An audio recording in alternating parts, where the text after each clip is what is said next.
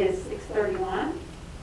I'd like to call this meeting to order and announce that the Seguin Independent School District has been duly called in this meeting, and this meeting has been posted in accordance with the Texas Open Meeting Act, Section 551.043 of the Texas Government Code. And we do have a quorum this evening. Ms. Crittenden is going to lead us in the pledges.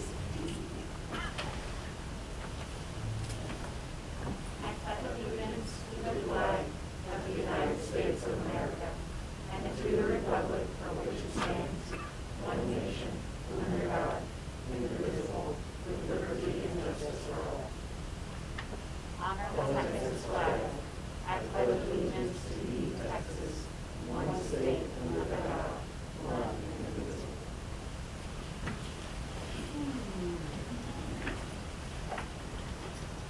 I'll give everybody a moment of silence.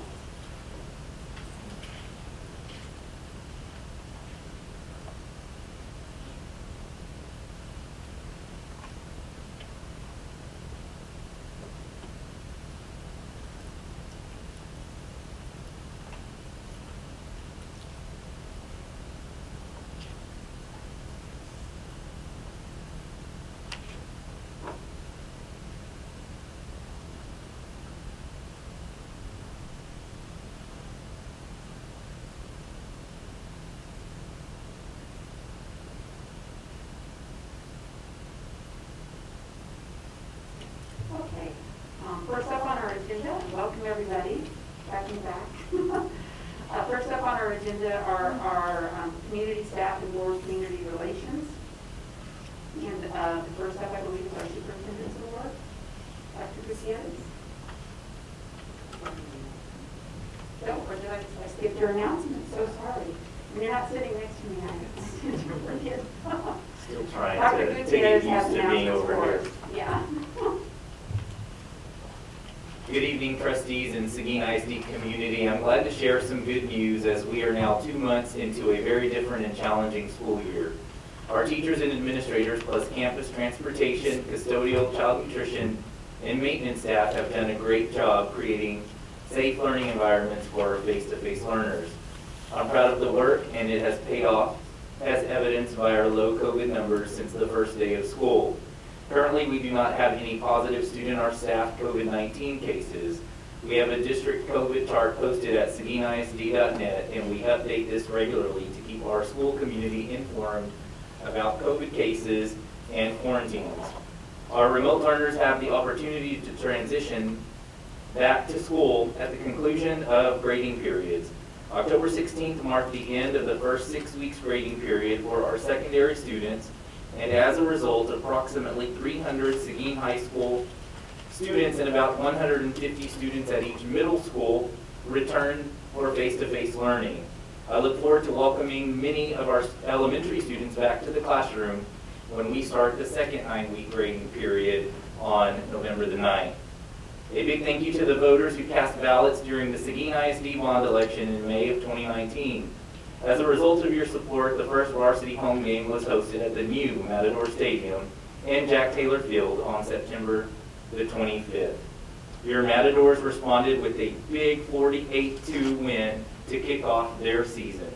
We are still practicing UIL safety protocols with limited capacity and mandatory masks at our football and volleyball games.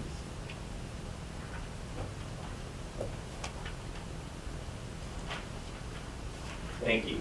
And it's a great day to be a Matador. It is a great day. Indeed, it is. So we'll roll right on into item 2, which is our student, staff, and board community recognition. And I believe now, Dr. Gutierrez, you have an award to give. Is that correct? That is correct. This is always a very special time when we have the opportunity to honor a staff member who has made a huge impact on the school district. Tonight, it is a special privilege to recognize an individual who has made a big impact on our ability to quickly meet the needs of students and staff in these ever-changing times. This employee was instrumental in our efforts to quickly make technology available for online learning when COVID forced us to convert in March. In fact, he spearheaded the entire rollout of one-to-one remote learning for the district. He is always willing to help with a can-do attitude, which was evidenced when he performed staff training in Eduphoria. Most recently, this week he is deploying Chromebooks for each Seguin High School student. He is overseeing this entire process, which has included ordering, unpacking, cataloging, and after-hours and weekend distribution to our matadors at Seguin High School. Next month will be this employee's 6-year work anniversary with Seguin ISD. Please help me congratulate the October 2020 Apple Award winner, Jeffrey Lee, District Technology I did not.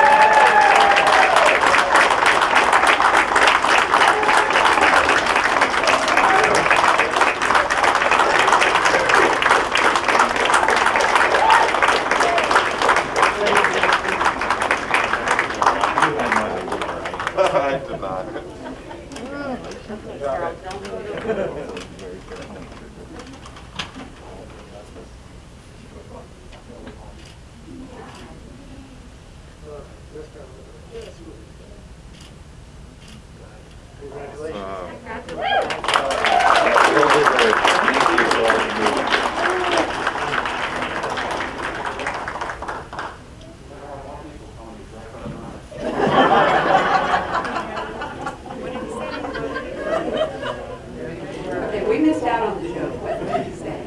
She's never heard so many people tell him to dress nice.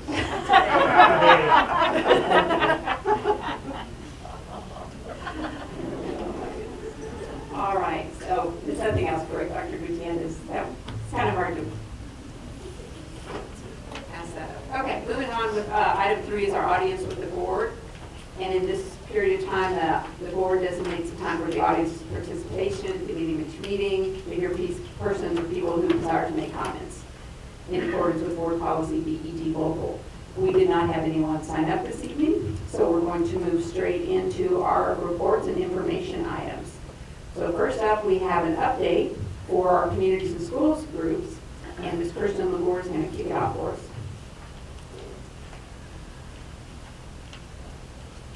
Well, good evening. I am the lucky one to get to introduce Communities and Schools, who's going to completely take it from here.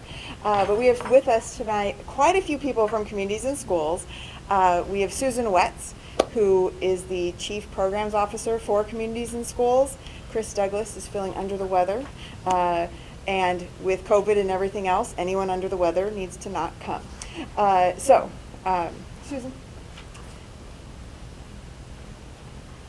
is going to introduce her entourage, which does include many of our site coordinators here in Seguin ISD. Yes. Hello. Hi. Is this on? Yes. Okay. President Jimenez and trustees and Dr. Gutierrez, thank you so much for having us here today. We are very excited, as evidenced by my entourage. Actually, it's our CIS family, and you have quickly developed quite the reputation for your collaboration and continued partnership and your just devotion to children. And so they all wanted to come and say, hey. So what I'm going to do right now is just introduce the supervisory staff. They are responsible for going around and providing support to our site coordinators that are at the campuses and ensuring that they're meeting TEA requirements and all that good stuff, but then mainly making sure that they're okay, because they're our number one asset that we have. So I am going to, they're all covered over here. So on the far right, we have Joanna Wold. She's a supervisor and trainer. We have Cassandra Hemphill, who is helps us with our clinical aspect of our mental health program, and she's a supervisor as well. And then we have Lisa Driffel in the green, and she's a supervisor as well as a trainer. And then we have David Ricker, who is our community partnerships and supervisor. So those are our supervisors. Woo! Okay, thank you. But y'all can stay there. They're like, dang. And thank you for coming. Yes. So I'm going to give you a brief update. Which is the clicker?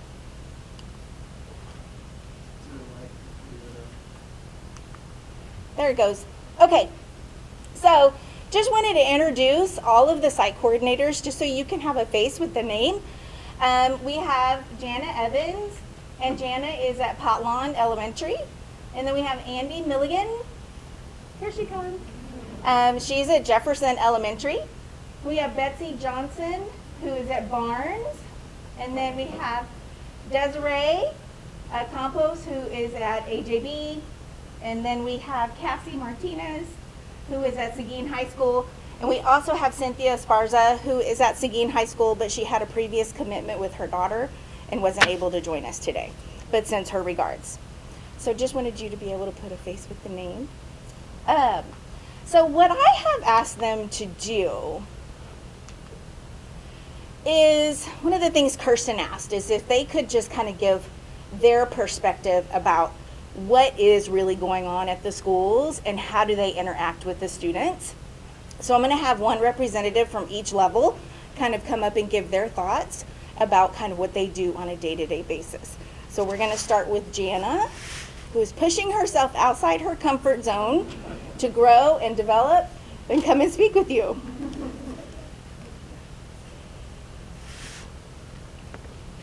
Hello, everyone.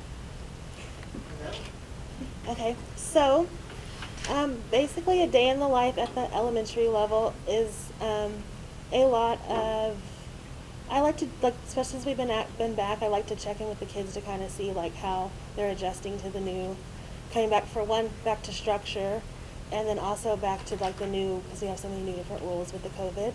So a lot of checking in with them, and as I'm doing, like, I do a lot of like goal setting and assessments with them, and then a lot of check-in with the parents because I just want to make sure that they have what they need. And so there's been a like increase in basic needs that we are needing in the community resources. So I feel like a lot of like hygiene products, school supplies, clothing, and different things like that is what has been a bigger need. Also, just kind of like supportive guidance, talking to the children without things that are, you know, that they're having to adjust with all the new things going on. Doing a lot of like teacher communication, just seeing like what they're noticing from their kids throughout, saying like if there's any like social services that are needing or if it's academic, like especially now with us going into the half point of 9 weeks, like checking in with them just to see like if they're seeing like differences in the academics, like now that they've seen the kids a little bit more. So just checking in on that. So a lot of communication between like admin, the teachers and the families and the kids, just trying to see like where we can fill in the gaps to fill in whatever support is needed. Doing home visits for like re-engagement to help to make sure that the online learners are staying engaged in learning. Doing like tutoring, whether it be like through virtual or like at the porch, doing porch visits where we'll help with doing assignments just to keep them on track. So kind of just trying to, however we can support everybody to be successful, but we just try to fill in where we can. So that's kind of a day in the life. It's kind of always ever changing. So thank y'all for having this.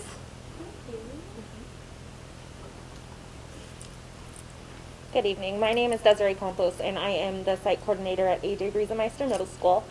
As far as a day in the life, I feel like today, my day today was probably a pretty good example of what I do. So my morning started with preparing for group, helping a student get breakfast because he couldn't eat what was provided this morning due to dietary needs, and then moving on to lead a cast group, all before second period.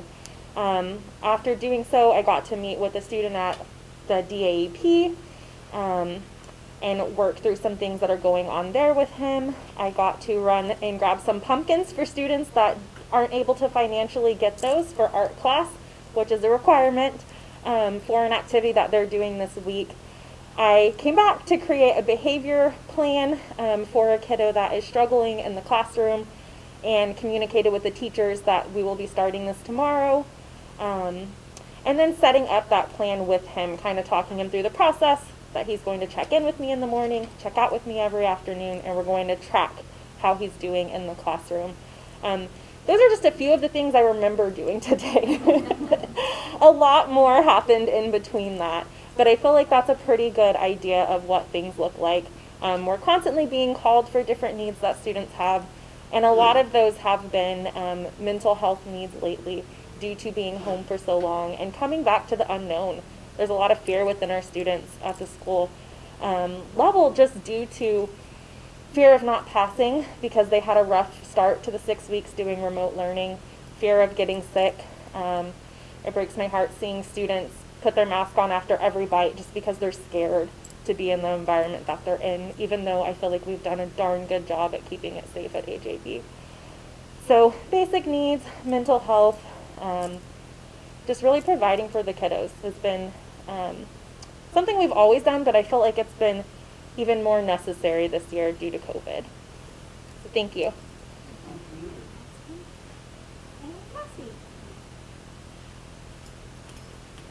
Hello, good evening. I'm Cassie Martinez, and I am at Seguin High School alongside Cynthia Esparza. So, as Desiree and Jana were mentioning, a lot of what we do is collectively the same, but I think that at the secondary level, there are a few things that differ. Of course, preparing these kids for college.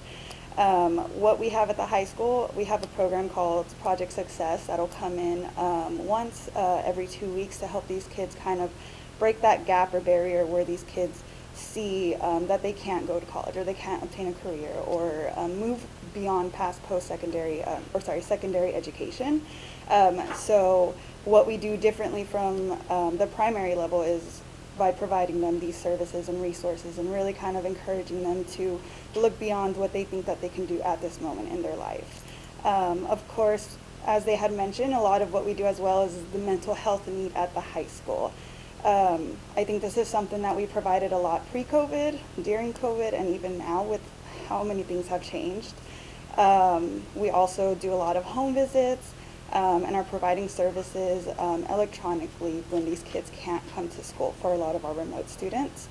And so really showing these kids that we're still here and we still care by providing those home visits and reaching out to these families and letting them know that we're here to really help them, whether that be with their basic needs or their mental health needs or the academics. So really trying to give them a very holistic, showing them that we care and everything that we're doing is for them and their families. What we're doing at the high school as well is also facilitating task groups, and that actually started last week, and so that's also going really well. And of course the academic portion, the support. A lot of these kids are trying, and families are trying to navigate how to do this online and remote learning. And I think every teacher and administrator is trying to figure that out. So we're all kind of figuring it out together and letting these kids know that they have our support. So, yeah, thank you. Do y'all have any questions for any of them, site coordinator ways? So do they have a core group of students that they work with, or with the entire student population at each campus? Yes, to both of those. So, so we have different levels of intervention that we can provide, and so the tier 1 services are the ones who would be available to anybody on campus. So that would be like crisis intervention, conflict resolution, providing school supplies or health and hygiene, referrals, whatever those kids need. And in addition to that, they have a caseload that they are building throughout the school year where they provide individualized, intensive services to meet their identified needs. So there's a whole process that goes in with that, including looking at, their deficits, what areas do we need to work on, because we all have those, but then what are their strengths and how can we bolster those as well. And did they continue with their services during last spring after March 15th? Yes, I have a whole... Okay, I'll be... Yes, I'm really, really proud of what we were able to accomplish. Really, really proud. Good questions. That second group that you talked about how many kids are in that on an average? How many kids? On average in their intensive caseload, it's about 100 for each site coordinator by the end of the year. Good questions. Yes. So do they follow some of them when they go to the next grade level? Yes, they absolutely do. And that's what's really neat about the feeder patterns. So when they have them in elementary and then they send them off over to middle school, they're able to do a transition program with them. We do a lot of research and we know that those transition grade levels are the most critical, particularly the 8th to 9th grade transition. So last year was an anomaly, of course, in so many different ways, but typically we would do a real intensive program to help them transition well and make them feel comfortable. So, and we're talking about your most at-risk kids, the kids who, are really just living in a lot of poverty or don't have the confidence to move forward, just trying to help them achieve that transition gracefully. Sure. Good questions. Okay. Ooh, got a little excited. Ooh, okay. There we go. Okay, so they gave you kind of a snapshot about what it looks like for them on a daily basis. And so then after the closure, after we kind of like took a breath and figured out, okay, we aren't going back to school. Our number one priority was making sure that the families had enough food and their basic needs. There were shortages on everything: toilet paper, tissues, diapers, formula, all different kinds of things that our families really needed. And I'm really proud of our family because we banded together and it was all calls all the time. I have a family who needs this kind of formula or this size diaper or this, and it was like whoosh, everybody went out to wherever they could go and found these items that the families needed. In addition to that, I know that the districts offered meals. They offered breakfast and lunch, which is so amazing for our kids, but we had some kiddos who couldn't get here to get the food. And I know that your buses, met the needs for quite a few of the kids. And so we helped out with that as well with a huge group of volunteers. 61 children received breakfast and lunch every day of the week. So we would go to the schools, pick up the food, and take it out to their homes. In addition to that, we received thousands and thousands of dollars in donations, and that allowed us to partner with Arlen's grocery store. And so he bought all of the food for us at cost, and then we fed 156 children and their family members every week through those donations. So again, delivering those to their homes. That was the most amazing thing. There's not too many of us that get excited about going to the grocery store. I am one of them. I do not like to go. But when you pull up into a child's home and they run outside because they're so excited to see you and they're tearing through the groceries to see what's in there, there is nothing that will ground you faster in what is important than that. It was absolutely an amazing experience. Not that I want to do it again for, obvious reasons, but I will go out there all the time. Just sweet, sweet families. So this is a picture of the hallway of food, just bags and bags and bags of food. Oh, goodness. Okay, so on the left-hand side, we have some of our site coordinators got really creative. We know the kids are struggling. Everybody's struggling. So let's make some care packages for them. So they put some markers, some crayons, some color sheets, really great therapy tools, manipulatives like little Play-Dohs, some snacks, and all kinds of things, and just little love letters in there to their kids, and took it and dropped it off on the porch, just so they would know that they weren't forgotten and that we were here for them. In the middle, we did a lot of, we used to call them home visits, now we call them porch visits. In maintaining that social distance, but just checking on them as well. And then on the right, we also volunteered at the local food bank just to kind of help them out and pay it forward, because we also got food for them for all of our families. So did that every week as well. And here we have some pictures on the left of some of your site coordinators going out and doing deliveries. The weekly food delivery is in the middle. And then over on the right, our staff were involved in making signs and bags for the teachers as well. Everybody needs some love, so need to take care of everybody. So they were involved in all of that. Just really super proud of them. And then our high school staff. Oh, this gets me. Went around to every senior that they had on their caseload and took them goodies and took pictures of them. And just let them know that they were proud of them. It wasn't turning out to be the end of the year that they had dreamed of, for 18 years. But, it's still special. We still honored them. And so that was really cool. And then Desiree's little sign, it says, I don't know if you can read it, but I know this isn't how we were planning to spend the end of the school year, but what does it say, Desiree? But let's make the best of it. So I thought that was really sweet. Oh, goodness.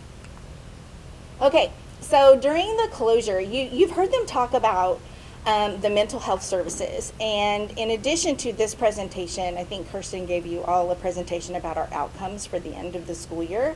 And I'm welcome to answer any of those questions that you may have. But I really wanted to highlight this piece. So during the closure, our site coordinators provided 900 hours of service. So you're talking about 3 months, so March, April, May, June, 4 months of 900 hours of supportive guidance and counseling to meet those mental health needs to over 540 students and families across the district. So those were families we were talking about earlier, who is on their caseload and who is not. This was a mixture of both. So they were in real close communication with their administration. If there was a kiddo that we needed to go out and see or call or check in with parents, then we would. Didn't matter if they were CIS or not. In addition to that, we received a $2,000 grant from Seguin Lions Club to be able to use for emergency responses, which was used for things like utility bills, rent, formula, just supplies like that. So that was such a gift too. All 12 of our students that we had that were seniors graduated. Incredibly proud of them, and they received over $88,000 in scholarships. So these are kids who don't really see themselves going to college. These were the ones that Cassie was talking about that were participating in Project Success. And in your packet, Project Success in our boot camp is like a transition program from high school into college, military, workforce, whatever it is that they want to do, but it really helps the life skills aspects. How to bank, how to maintain a bank account. Just because I have a debit card doesn't mean there's money behind it. It sounds so simple, but it is so real. How to manage all that scholarship money. You get this big check and you're like, my own personal children. It's crazy. You have to do lessons around that and financial planning. How are you successful in college if you're going to school? Do you sit in the back? Do you have to go to class?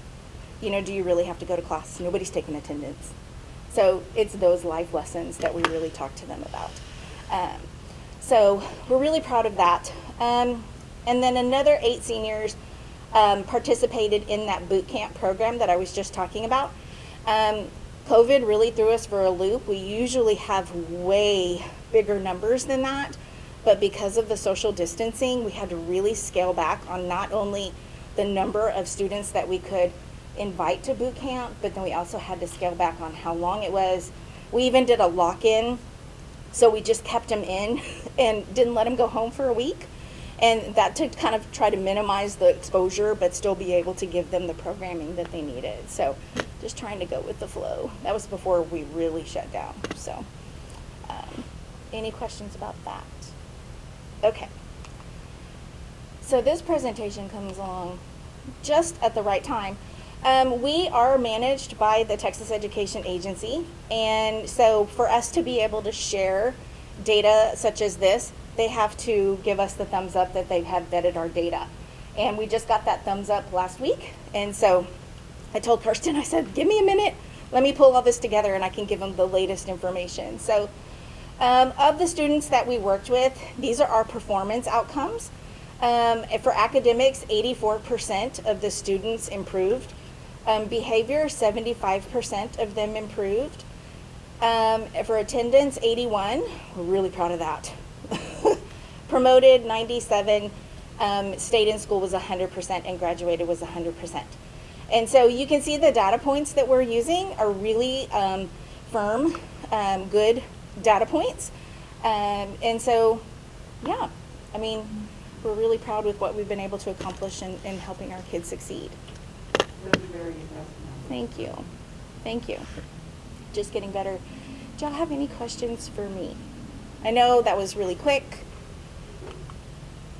Oh.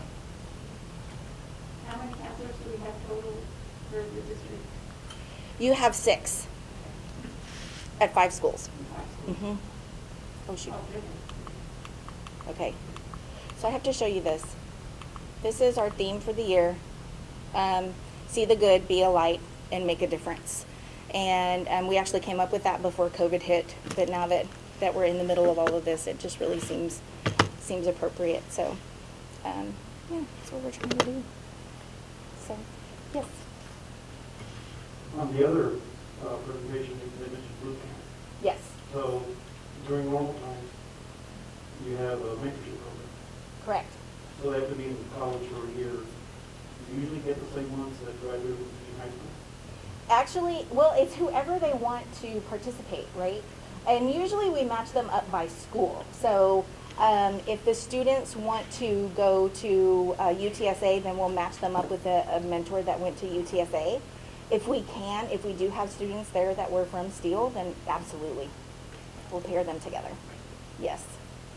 Dr. Gutierrez, just if someone's listening and they don't know the answer to this, and I don't know it off the top of my head, what is our commitment as a district? What do we pay for this service? I can't tell you off the top of my head. I'm not sure. I can't read your lips. But I can tell you that it's certainly worth the investment, and I'm thankful that we've had this partnership now in our 4th year in Seguin ISD, and you see that quote, see the good, be a light, make a difference. That is exactly what they do, and they are having an impact, and we are a school district that serves a diverse group of students, many of which experience a lot of challenges at home and a lot of trauma, and to be able to have this support makes a huge difference in our schools, and I'm thankful that we have the 6 in our schools, and I hope that we can expand one day. And that was our goal, was to continue to expand, and then COVID quickly changed many things, but as the superintendent, I'm extremely proud, and I'm thankful that the board has also made the commitment to invest in CIS. Well, I just look at all that was done during COVID, and I think about what if you weren't there? What would the children have done? So thank you very much. You're welcome. I think y'all made a huge difference You're in their welcome. lives. So. Thank you. Thank So you. when you started 4 years ago, did you start with this 6? We did not. We started with 2 at the high school level, and I have to again, just give a kudo to the school district, because up until that point, we only had 1 site coordinator, because we're on 50 campuses this year in 7 different school districts. So having 2 people at a high school campus was a novel thing. There you are a trailblazer, because now other high schools and other school districts have now put 2 people at their campuses. So, we thank you for that. But so we started off at the high school with 2, and then we added the 2 middle schools, and then we added the 2 elementary schools. And actually, the price this year decreased. Exactly. Yes. So our board, up until this past school year, our board of directors had said, kind of set a flat rate for having, if you want a campus, it's, like $40,000 to have a site coordinator. And what we did was some of our smaller districts like Marion, Luling, Nixon, they have a much smaller operating budget than other school districts. And so we did a whole task force and looking at price per campus. And so they did a differential and kind of a break in there. And it's been a bit, and I can't remember where that break is financially. However, what happened for Seguin ISD was the price actually lowered for you all. So by quite a bit, right, Kristen? Do you have it by any chance? For the 2, it was cut in half for like the cost of the second person who is Right. at the high school. So Right. that was a big price change. Yeah. So for the second person at the high school, instead of charging $40,000 like we normally would, it's only $25,000. So there's a price break there as well. So what was allocated for this year was $208,000 to support CIS. Dr. Gutierrez, does that include some of the supplies that they provide besides the donations? Well, thank you so much for coming. You're so welcome. I know that was a lot of information, and then the report that you have is a lot of information as well. If you get looking at that and you have any more questions, please feel free to give us a call, and if I don't know it, I'll definitely get the answer for you. But thank you all for what you do for the dedication to our students. Just really appreciate what you're doing. Thank you. Oh, it's Halloween, and we don't have any tricks, but we have a treat. So we just wanted to say thank you on behalf of the community and schools.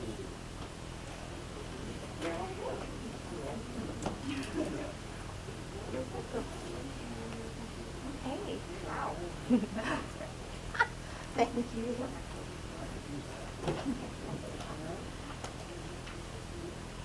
All right, thank y'all so much for coming over here this evening, and thanks for everything you do at the campus business. So it's overwhelming, and it's so really, really needed.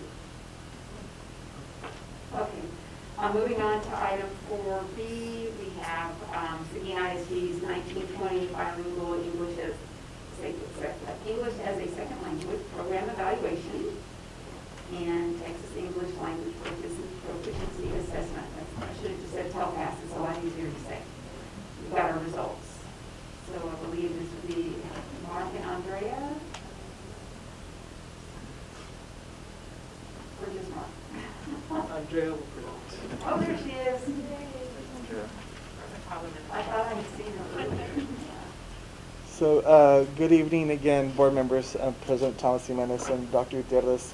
I'm not going to present this afternoon or this evening. I'm going to let Ms. Jaramillo, our Director of Bilingual Education and Elementary Education, present. Ms. Jaramillo. Good evening. Today I have the privilege of speaking to you about our bilingual and ESL program. The data that I'm going to show you is from the 2019-2020 school year. So this comes out of Chapter 89, our law that we follow, and we every November or October need to update our board on the effectiveness of our program. These are the 6 state-adopted program models. Currently in Seguin, we offer 5 out of the 6 programs, and I'm going to briefly touch upon each of these as we go through the presentation today.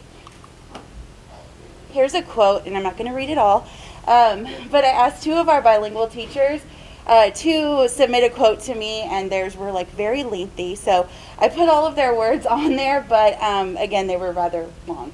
This is from Maria Guerra, who is the admin intern at Barnes Middle School. She was a 3rd grade dual language teacher, and she taught both programs, the early exit program and the dual language program, and something she highlights here is having experience in teaching both models, the dual language program provides an equitable learning environment our students deserve. And I think that really just speaks volumes to our program and where we're headed. So, one of the programs we run is a dual language immersion one-way program.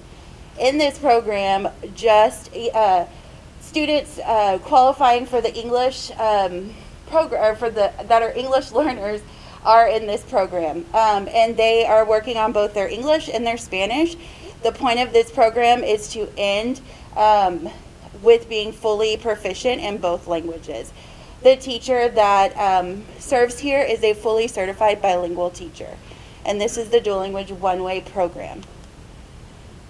Last year, we had this program at Ball Early Childhood. We had 82 students, 4 teachers that were certified bilingual.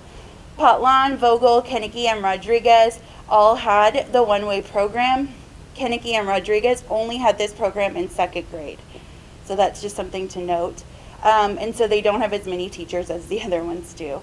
And so you can kind of see their numbers there as far as how many students we had in our one-way program. The next program that we offer that we're extremely proud of here is the Dual Language Immersion 2-way program. This is where the English dominant students are paired with a Spanish dominant student, and you have both partners in the same class. The goal of this program is to be fully proficient, just like the one-way program, in both languages for both partners. So this program, you can have a certified teacher that is teaching the English language arts and certified ESL or bilingual. The Spanish teacher, the one teaching Spanish language arts, must be certified and as a bilingual teacher. And here are our numbers there. We had this at Kennedy and Rodriguez in both kinder and first. You can see I have the L's served, the English learners served, and the non-L served. Those would be our English dominant students who do not qualify for the program. And then you can see we have our teachers listed there as far as what certifications they held. Rodriguez does a phenomenal job at recruiting bilingual teachers. She currently has a full load of bilingual teachers. So both partners are bilingually certified, and we're really excited about that. And this year, did that move up to second grade? Yes, this year that moves up to second grade. So the third bilingual program that we offer is the early exit model. This is the program that we're trying to phase out because we know dual language is a stronger program for our students. The purpose of this program is to push students into English only as quickly as possible. And this teacher must be certified as a bilingual educator as well. Here are our numbers as far as L served and our numbers of teachers. This program last year was offered in 3rd, 4th, and 5th. Okay, another long quote. I told y'all they sent me really long ones.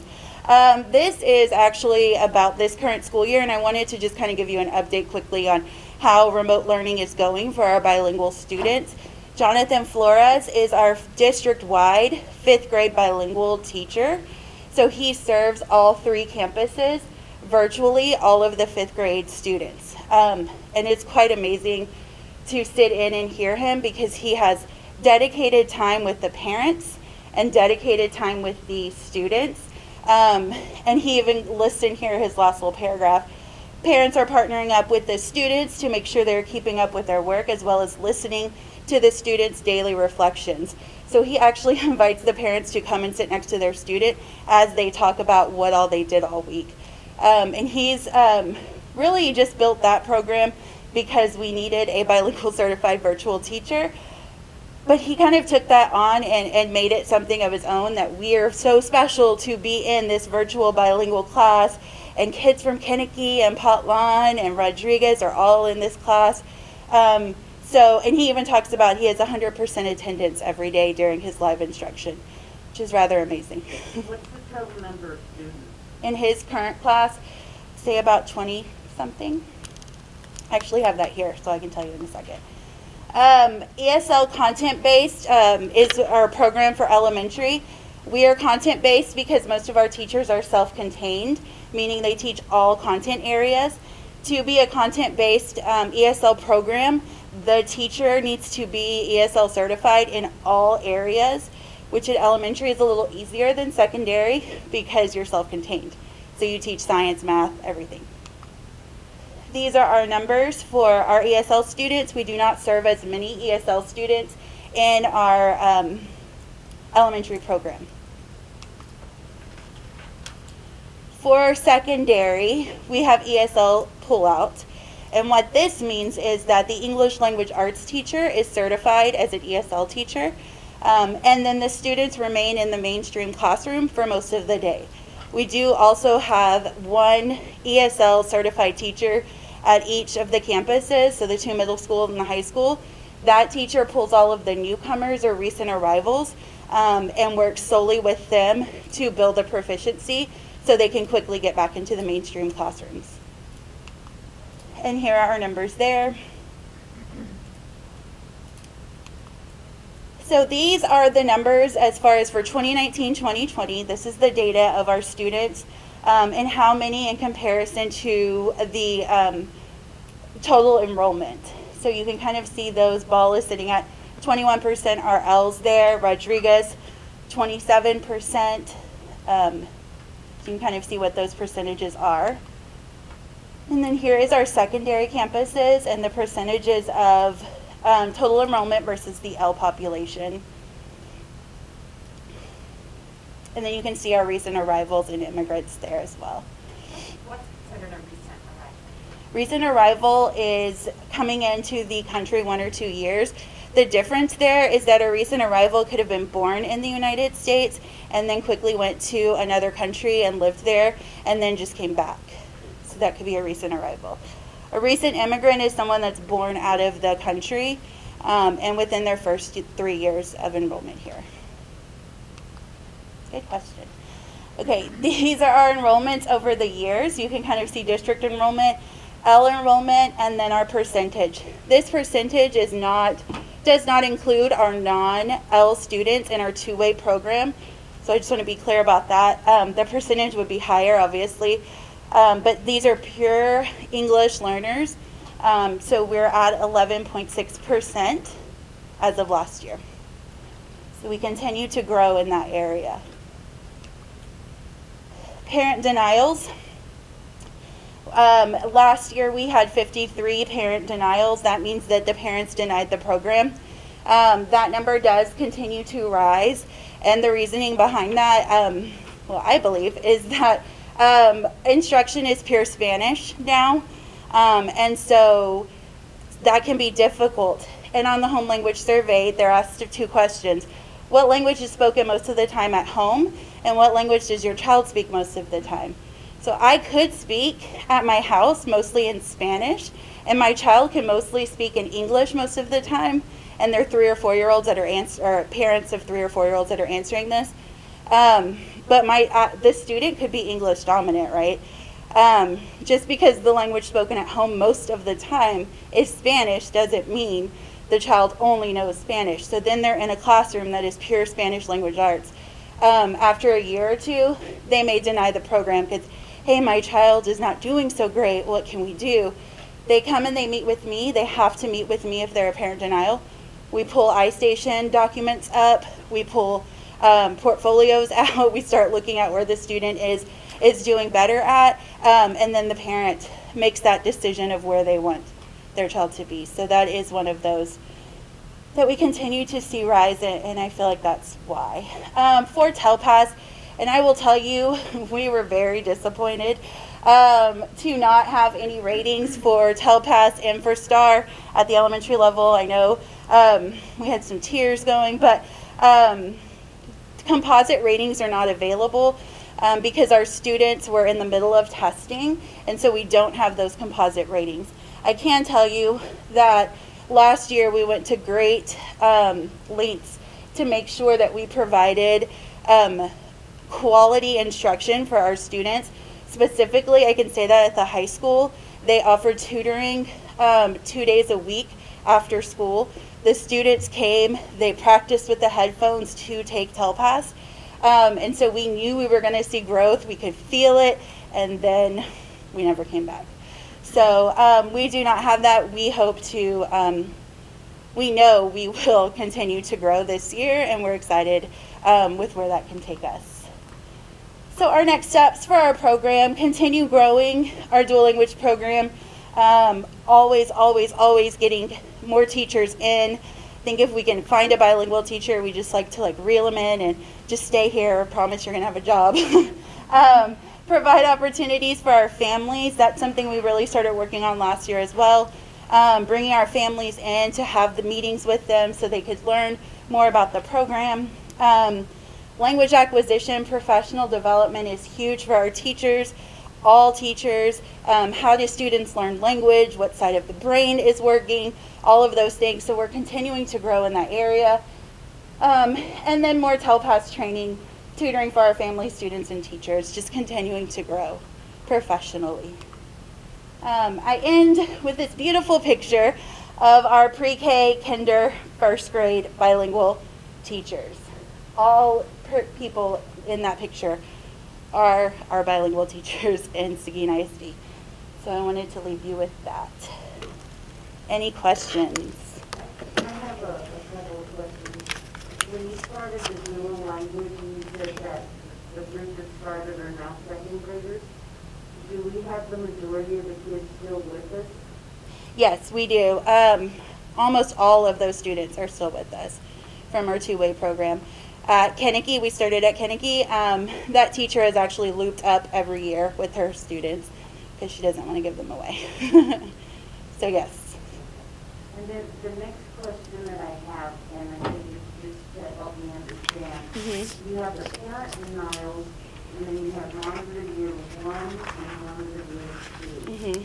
Can you explain Sure. So parent denials, like I explained earlier, the ones whose parents denied the program, monitored year one, it just means that they fully exited our program. They were reclassified into monolingual classrooms, and so they are out of the program at that point. So they're not the parent denial? No, They're no, a no, no, totally no. different group. Totally different group.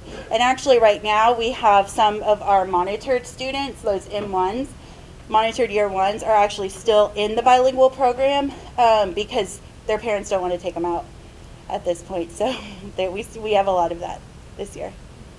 Yes. Okay, a couple of questions. Okay. Dual language, two-way path. Do we poll the parents after they're done with the second grade or the first grade to see how they, like a survey to see how they did, what they thought, how the program was going and so forth? We don't, but we need to. Last year was that an anomaly year. We didn't. I requested that our campuses provide professional training for professional learning for our parents this year. So by the end of October, all parents in the two-way or one-way dual language program, we're going to get some sort of professional learning on the program model, especially this year with some being virtual and some being face-to-face. We wanted to make sure that everybody knew exactly what the program was going to look like. I know several campuses have already given that out, but a survey would be great, yes. I'm a big proponent of the dual language two-way, and I really think that feedback would be instrumental in driving your program to Yes. know where you're going to do better and so forth. And I think another thing, Ms. Ademiel, you'll share just the progress those students are making, the two-way and the one-way, compared to our other students. That was one of the things that iStation pointed out. In fact, you'll be getting an article we were featured in today. And one of the things that they pointed out was, that stood out to them, was the progress that our bilingual students were making. Yeah, so iStation reached out to Dr. Gutierrez and I and just asked us, what are you doing? We see your Spanish scores are going from 0 to 100. What's happening over there? And we really just attested to, we're teaching in Spanish now. Like, we have our SLAR language, our SLAR components, and we're teaching and we're giving our teachers professional development. And so, yes, the scores look completely different from year to year, and I don't have that exact data, but the data I do know off the top of my head is our kindergartners, so those that were at Ball last year, have now moved into kindergarten, right? We just took our recent ISIP score, and our Spanish scores are showing 75% of our students are reading on or above grade level in Spanish. Yeah, so we recently shared that at a principal's meeting, and I wanted that to come out as well, because I think that that's amazing. And when I go into the Ball teachers' classrooms, and they're like, "What? We did that?" I'm like, "Yes, you did. Esteita works." That's the Spanish program we use. So we're really proud of that and just continuing to grow. Second question. Yes. Do you have any idea of what we should do to recruit more bilingual teachers? That's the $1,000,000 question. Well, there's bound to be districts that are doing it well. We need to look at what they're doing well. For sure. And we have reached out to several districts and just continue to network. I think networking is huge. I like the partnership with TLU. I think that's great. Partnerships with TLU, phenomenal. And then, sending our teachers to these trainings, La Cosecha, Nabe, Tabe, sending them out there so that they can speak about our program entices people to come. People want to work in a two-way dual language program model. I have teachers who are in the upper grades right now wanting to teach kinder first and second because they want to teach two-way. And so just marketing that program, branding it, and pushing it out there, I think is what we need to do, but we always could get better at recruitment. Thank you for the work you're doing. It's exciting times. Yes. Thank you. Thank you. There was a quote in the surfboard in his quote, and it was in Spanish. Can you tell me what it said? I couldn't read it. And it's got everything but the last very in there. What does it say? What do you think it says? I don't know.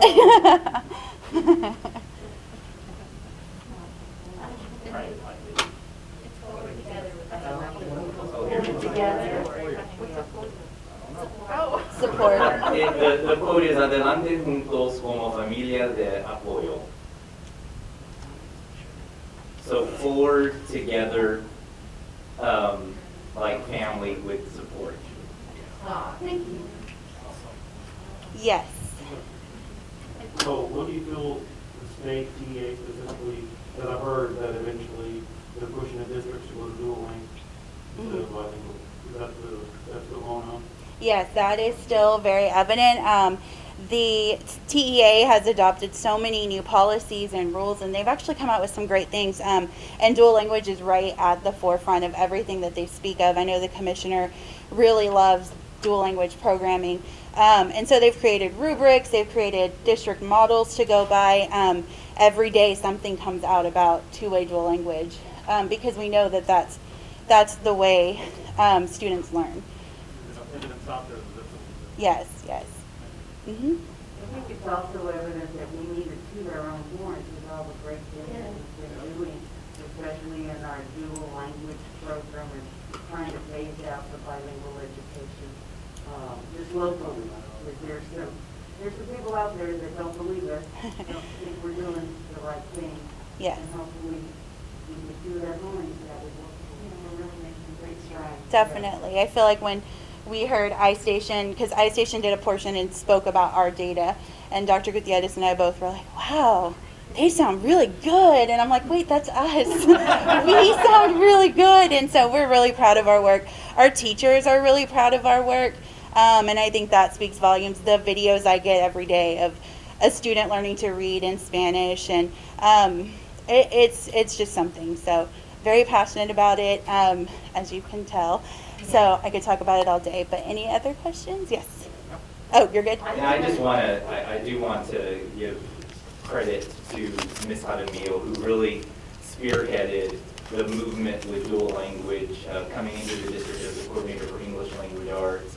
And we've just made tremendous progress, but it's really been a collective effort with our teachers, with Maggie Rodriguez, our specialist, with Andrea, and it's just amazing to see how bilingual, now dual language classroom has transformed. And I think back 4 years ago now, there was no Spanish anywhere to be found. And for our students now to have a sense of pride and not be ashamed of their native language is having a huge impact. But for our families to feel welcome coming into our schools because they didn't feel welcome. And when these dual language campuses have events, our Spanish speaking families are there. And it's just completely improved the campus culture. Yes. Thank you. I do want you to know you're not the only ones who cried. All right, moving on to our next agenda item, which is 4C, our CTE update and eval. Yeah, I want to make sure I pronounce your name right. Is it Boo? Yes. Okay. It's nice to see you in front of us. We're happy to hear from you. So, Mr. Richard Boo just joined us, what is it, month 2, 3? Almost two. Almost 2. And he had the pleasure to walk right into this evaluation. And we said, Mr. Boo, guess what? You've got an evaluation that you got to prep for. And he said, I'm on it. I've really enjoyed working with Mr. Boo. He brings the energy, he brings the passion for CTE, and he's connecting really well with our teachers. And so I'm going to let him share the annual review of 1920 and then what he's looking forward to as he continues to build the program this year. Mr. Boo. President Thomas Jimenez, Dr. Gutierrez, members of the board, thank you for this opportunity to speak with you today. I do want to share about CTE. I am passionate about CTE and what it can do for our students. As we look back to last year, are we in present mode?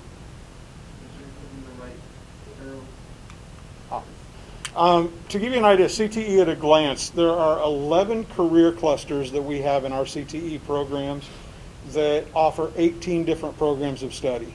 For example, agriculture has multiple programs of study within that career cluster. We do offer certifications that are on the TEA accountability list with 17 of the 18 programs of study. The one that does not have is education and training, which to me is an incredibly valuable program. The TEA has not found a education level other than the CDA, which is a Child Development Associate, which is at the child development. We work more with developing future teachers. You may have seen on Twitter today, our students hit Rodriguez Elementary School for the first time this morning. And so we are excited about that. We are an NCCER training facility, and that is with our construction management program and with our welding program. We are also an AWS educational facility, which is also with our welding program. Manufacturing, as you know, is huge in Seguin, and we'll talk about our relationships there in a moment. I've broken this down based on the strategic priorities. So our first strategic priority is improving student learning, and there are 4 areas here that we will focus on. 1, precision exams, Zello, Google, and then ICLE. And as we look at these, precision exams is a tool that our teachers use. CTE for a long time has not used a common assessment, and we're really trying to bring CTE into a similar method of instruction as what we have for the core. And so precision exams allows us to do pre-tests, midterms, and summative exams to track our student progress, just as you would do with your math and science courses.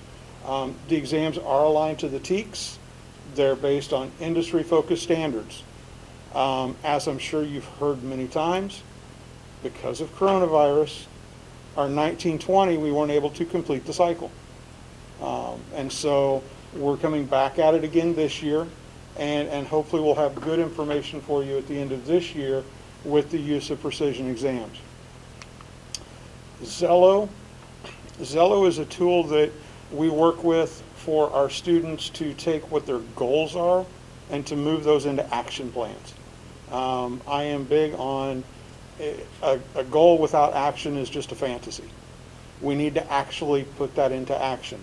And Zello allows us to do that because our students take what their career goal is, what their options are, and now they're able to say, okay, this is what I can do. This is what I need to do. They build portfolios within it. So as they're working through, they can store their classroom materials in there, the projects they complete, the things that they get done. It also allows them to build career profiles or college profiles because we are college and career. And then there are some interactive planning tools integrated as well. Our online course catalog is there. So students, when they go in, and the goal is in 8th grade, a student would be able to go in and they've done some career exploration already. They have some ideas. There's some testing that is built into Zello that can show, okay, these are your interests, what are the careers that fit. And then we meet with them. And it's the high school counselors that go over, myself, I will be going over, Mr. Gonzalez has gone over in the past, and meet with those students one-on-one and help them set up their plan for high school. And unfortunately, this year's 9th graders were not able to do that because of COVID. We are planning to bring those students in. We're hoping in the month of November, it may be in December, to meet with those students so that as we go into the 2nd semester and as we go into their sophomore year, we have the ability to maybe redirect some students and to support other students with the choices that they've made. Google Classroom is a tool that, as you know, we're using in all of our classrooms. CTE teachers are using Google Classroom almost extensively. There are no lessons in Apex for CTE. And so while a core teacher has the opportunity to utilize Apex for their virtual learners, our CTE teachers are working with both their on-site learners and their virtual learners synchronously. And synchronously in the sense of they are doing it at the same time. The students, in many cases, are asynchronous. And so we have teachers that are really putting in a lot of time with the planning and the implementation of teaching a group of students that are sitting in front of them, but also having a group of students that are sitting at home and they're working with them as well. And I cannot say enough about what our teachers are doing, because they have a passion for their students. I've spoken to multiple teachers who their concern is, I don't feel like I'm connecting enough with my remote students. What else can I do? And we're trying to give them ideas, and we're meeting, you know, if they're having a student who's struggling in their class that's having success in another class, we're talking to that other teacher and saying, what can we do? How are you having that success with this student?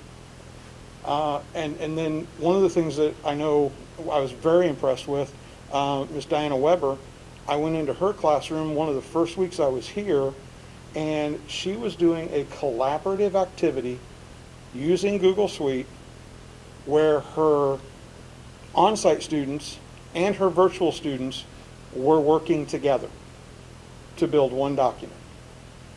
And she was coordinating that with all of her classes. And so the use of the Google Suite has been wonderful. Our teachers have really jumped in with both feet and are really working hard at getting good instruction, but also meeting everyone's needs. Finally, when we look at ICLE and we look at the rubric, the rigor and relevance has been a focus, and should be. But the big focus this year is on relationships, because our teachers have to build, our students, what they're coming from. I mean, we saw the presentation from CIS. I share an office suite with CIS. I can tell you that at the high school, they're doing amazing work. And there are students standing in line waiting to see them. Those young ladies don't take a break, because there are constantly students that have that need. And so we've talked with our teachers. Social emotional learning is so important. You have to connect with your students, and that's so difficult to do online. And so finding ways to do that for your virtual students while also meeting with your on-site students. The second priority is engaging the parents, the industry, and the community partners. I have had the fortune in this, and it is the industry, the chart, different things we've done. I will speak personally. I've had the opportunity this school year. I'm in a part of Leadership Seguin, and it has really helped me to connect with the business and industry in this community. And I'm looking forward to it. We're kind of cramming some things in. We started about a month ago, maybe not even a month ago. And so we're meeting twice a month to make up for the months that we missed. But the time away is hard, but it's also really valuable in getting to see the community. Some of our industry partners within the community, and I focused this a lot on last year, but I added some of this year. You look at Alamo Group has been a great partner for years. Caterpillar is working with us. The Seguin Chamber of Commerce, Main Street Seguin, ABC South Texas is who we're working with on NCCER. CMC Steel, I had a great meeting with Mark Zinsmeister at CMC Steel. They want to partner with us on some things. United Alloy is a company that is expanding into Seguin. I'm fortunate enough, I actually was texting with their Director of Workforce Development earlier tonight.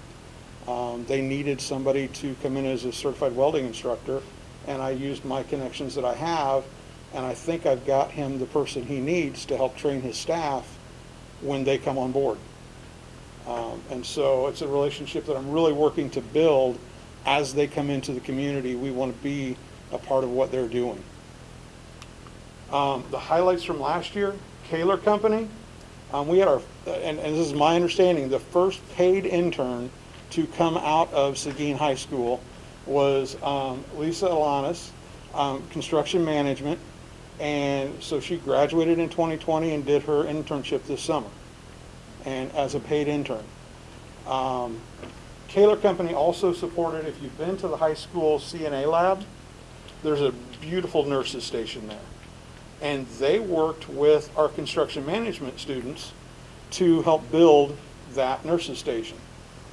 Also, if you're in the construction area, Tyson Foods donated I believe it's somewhere in the range of $20,000 worth of electrical machines where the teacher has the ability that they can set a fault in the machine, in this piece of equipment, and then the students have to go and identify where the fault is. So as they're working with electricity, learning to be electricians, they have this tool that they can use. And that's, again, thanks to Tyson Foods.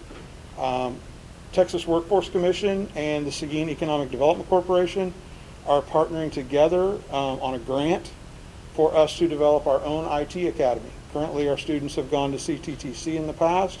We brought that in-house. And so, and I shouldn't say we, Steve Gonzalez did the legwork, and Eric Burns have really worked hard to make that happen, and we're seeing it come to fruition this year. And so good things are going to happen there. I know they have a job shadow, a cybersecurity job shadowing that's going to be done virtually in the month of November, which is Cybersecurity Month. Chart Your Course actually did happen. That is where a group of students from the middle school, I believe, come in, and they not only see the CTE classes, but also see all the other electives.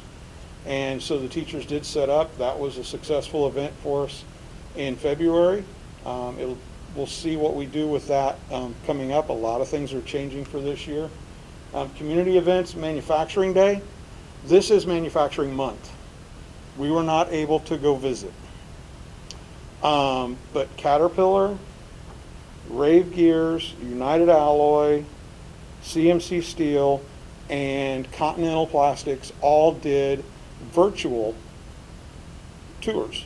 And I have to give a shout out to Rave Gears, because Rave Gears on theirs, they started in the boardroom, and engaging students is hard virtually. It's difficult. Our teachers struggle. These are industry professionals that are trying to do it.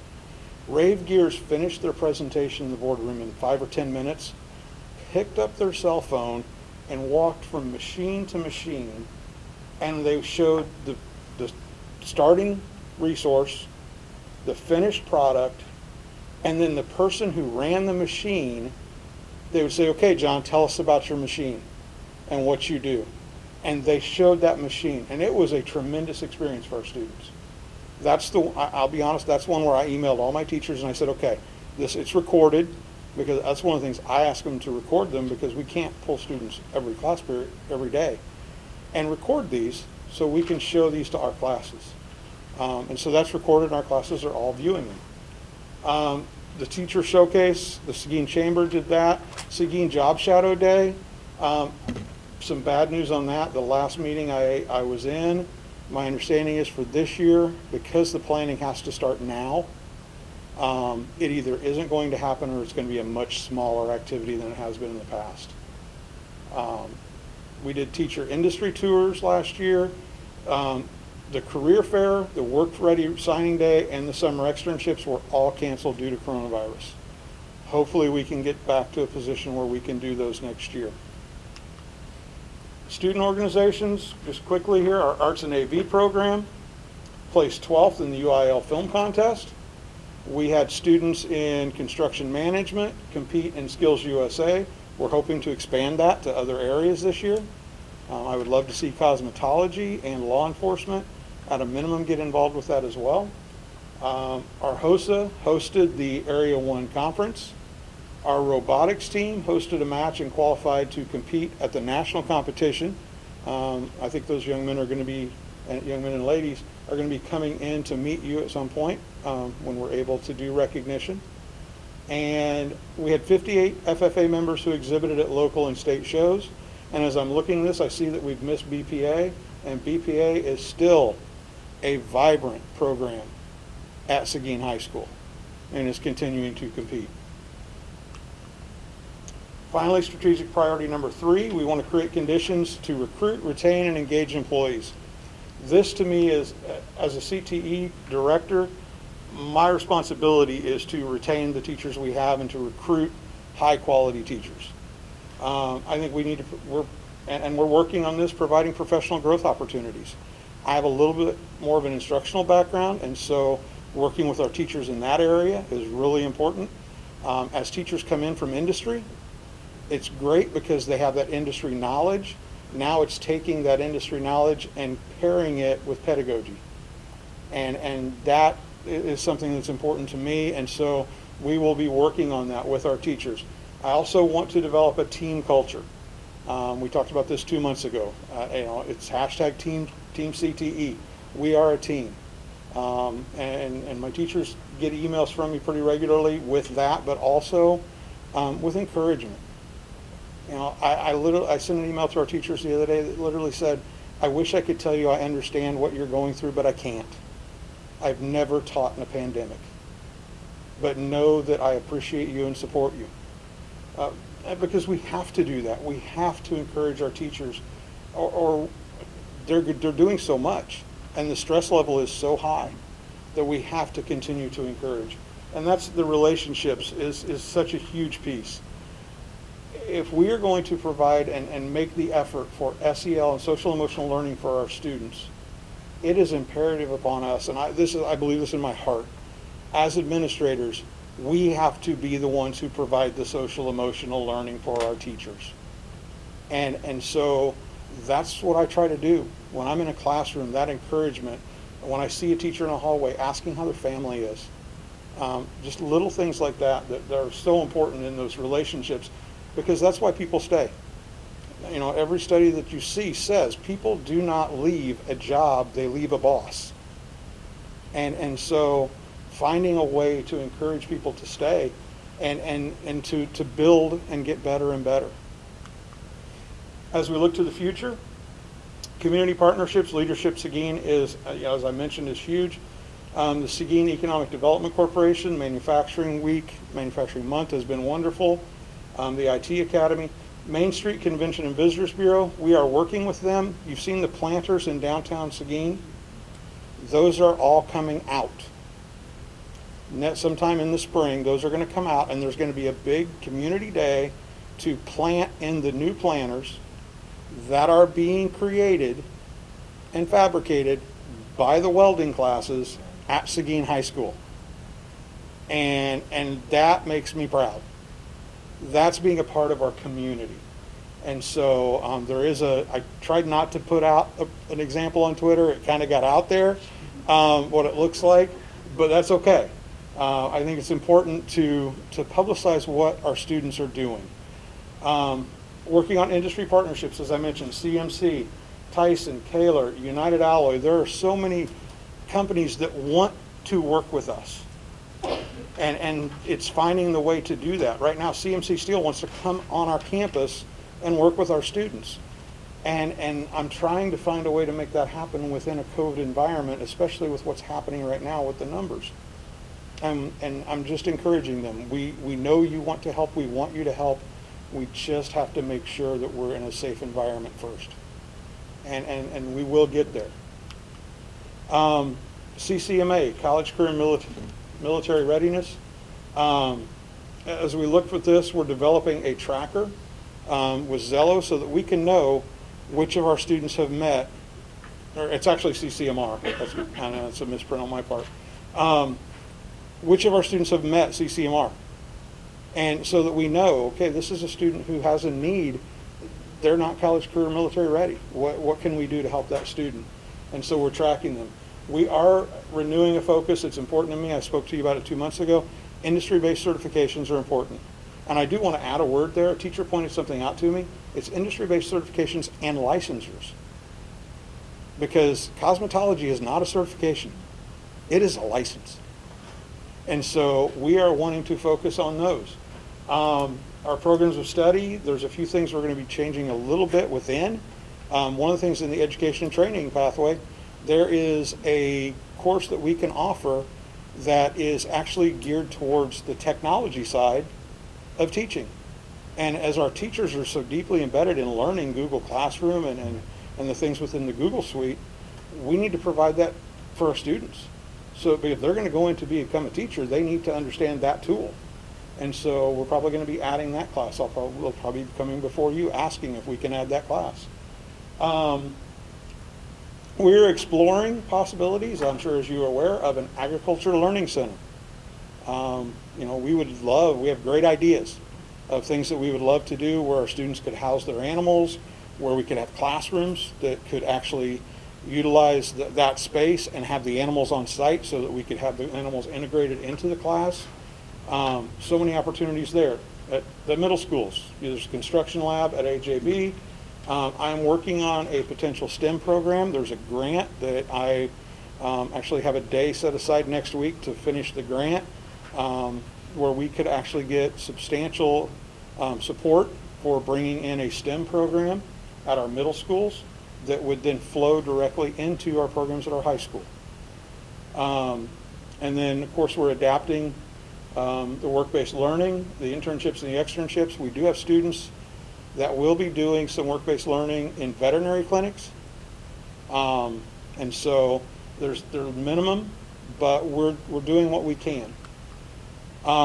Before I get to questions, I do have one other thing. The Cna program, as you may know, we're going through a bit of a transition right now. Ms. Sefji has served the district very well. She is going back into the medical field. That is her passion, that is her heart, and we wish her well.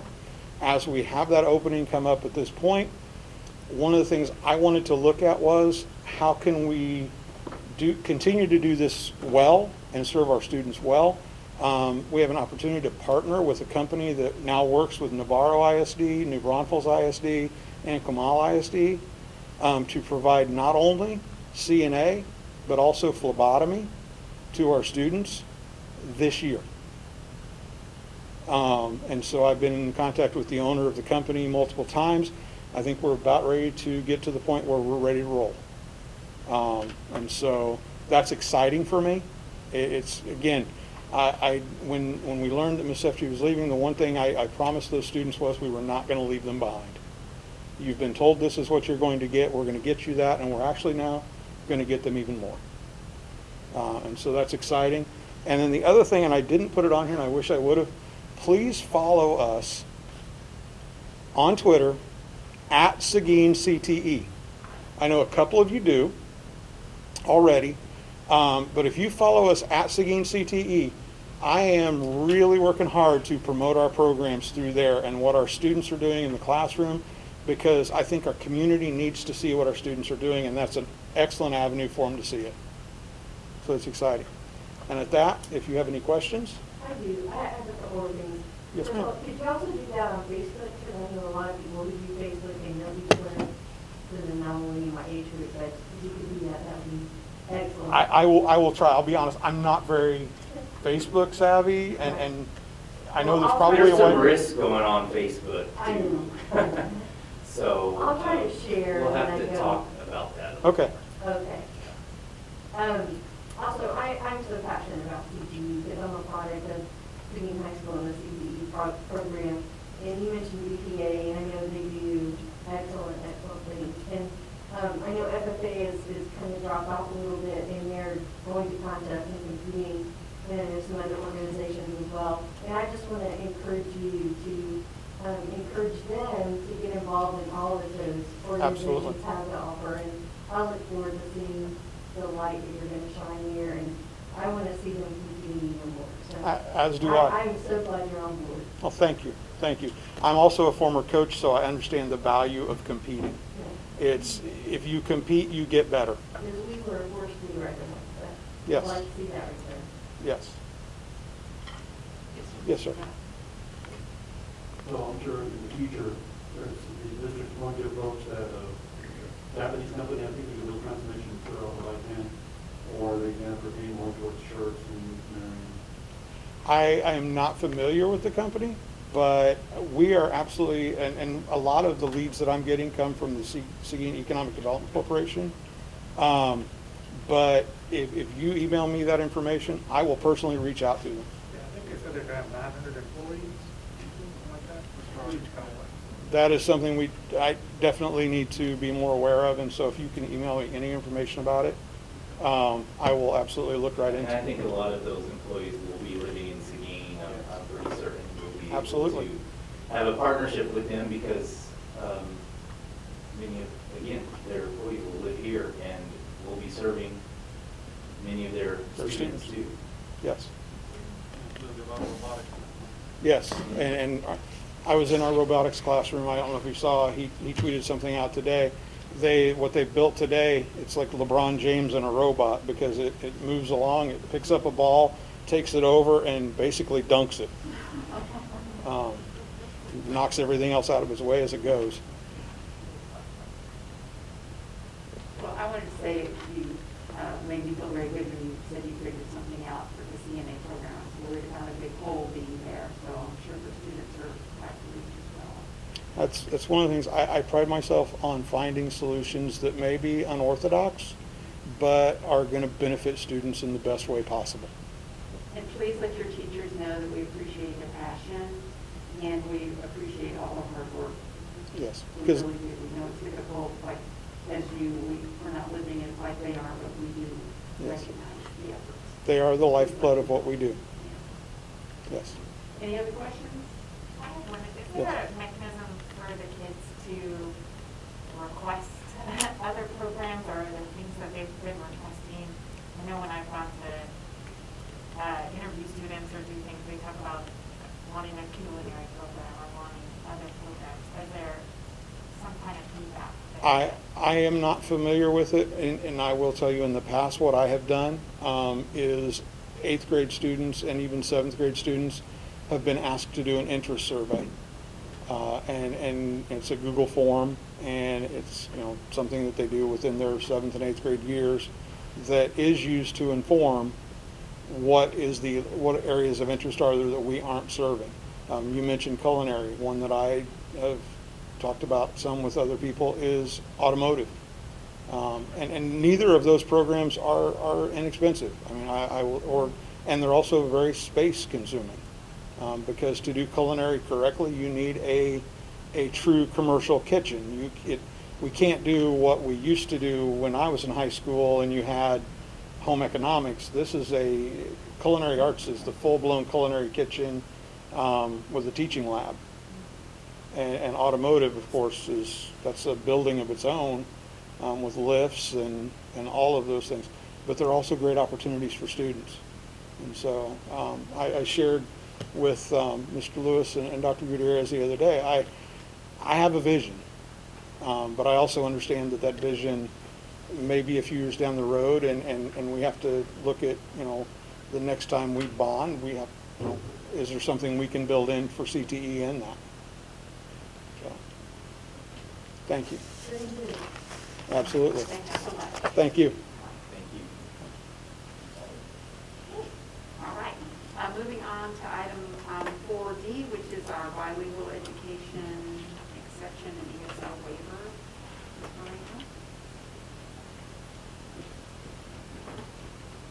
Good evening, President Jimenez, board members, and Dr. Gutierrez. We would like to inform the Board of Trustees that due to the shortage of bilingual educators in the state of Texas, TEA is allowing districts to request bilingual education exceptions and ESL waivers for the 2021 academic school year. Bilingual educators are in short supply. That continues to be an area of need and concern for many here in the state of Texas.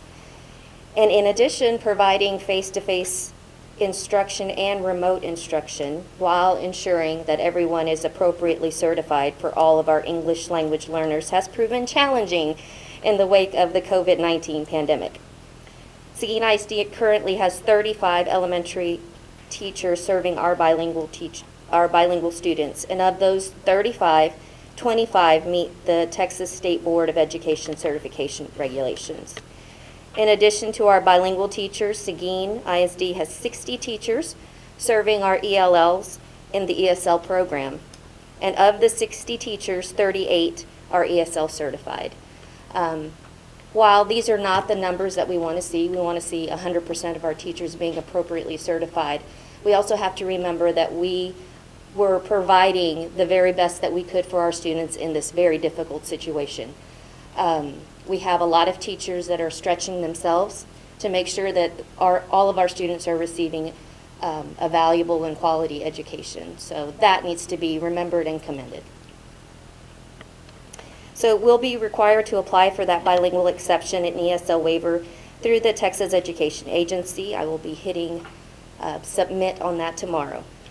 The exception and waiver will include a summary of the number of bilingual ESL students in the classrooms, the number of our bilingual and ESL students, and a plan that will address academic programming and support for those teachers and students, and a recruitment and retention plan that we will continue to tweak so that we can hire bilingual and ESL certified teachers. That is the ultimate goal. Yes, ma'am. Any questions? Yes, sir. When was the last time we filed for a waiver? The year before last, for our bilingual teachers. And there are some incentive programs, I'm sure, for our current teachers to get certified. Yes, sir. Yes, sir, absolutely. We've also increased our bilingual stipend that went up from $2,500 to $4,500. So we're doing things to encourage our teachers to stay with Seguin ISD, but we're also looking at creative ways to recruit from South Texas and bring people up to Seguin. And we're going to have to revisit that stipend amount because there are close districts nearby that are at the 6,000, 7,000 mark, and that's... Stay competitive. Mm-hmm. It is. Sorry. I do want to, and you said it perfectly, with our virtual and face-to-face learners, it is extremely difficult. That's basically 2 jobs that we're asking one person to do.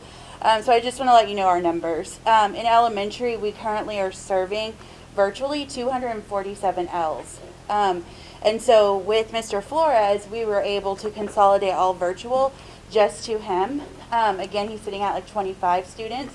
Some of our teachers are taking on more as the virtual teacher, but then that puts the in-person teacher, the face-to-face teacher, at a loss as well, because then we're putting more kids in those classrooms. For ESL, and why those numbers are so high, one ESL student could choose to be remote, and the remote teacher that we have may not be ESL certified, but we have an ESL certified teacher, but they're face-to-face.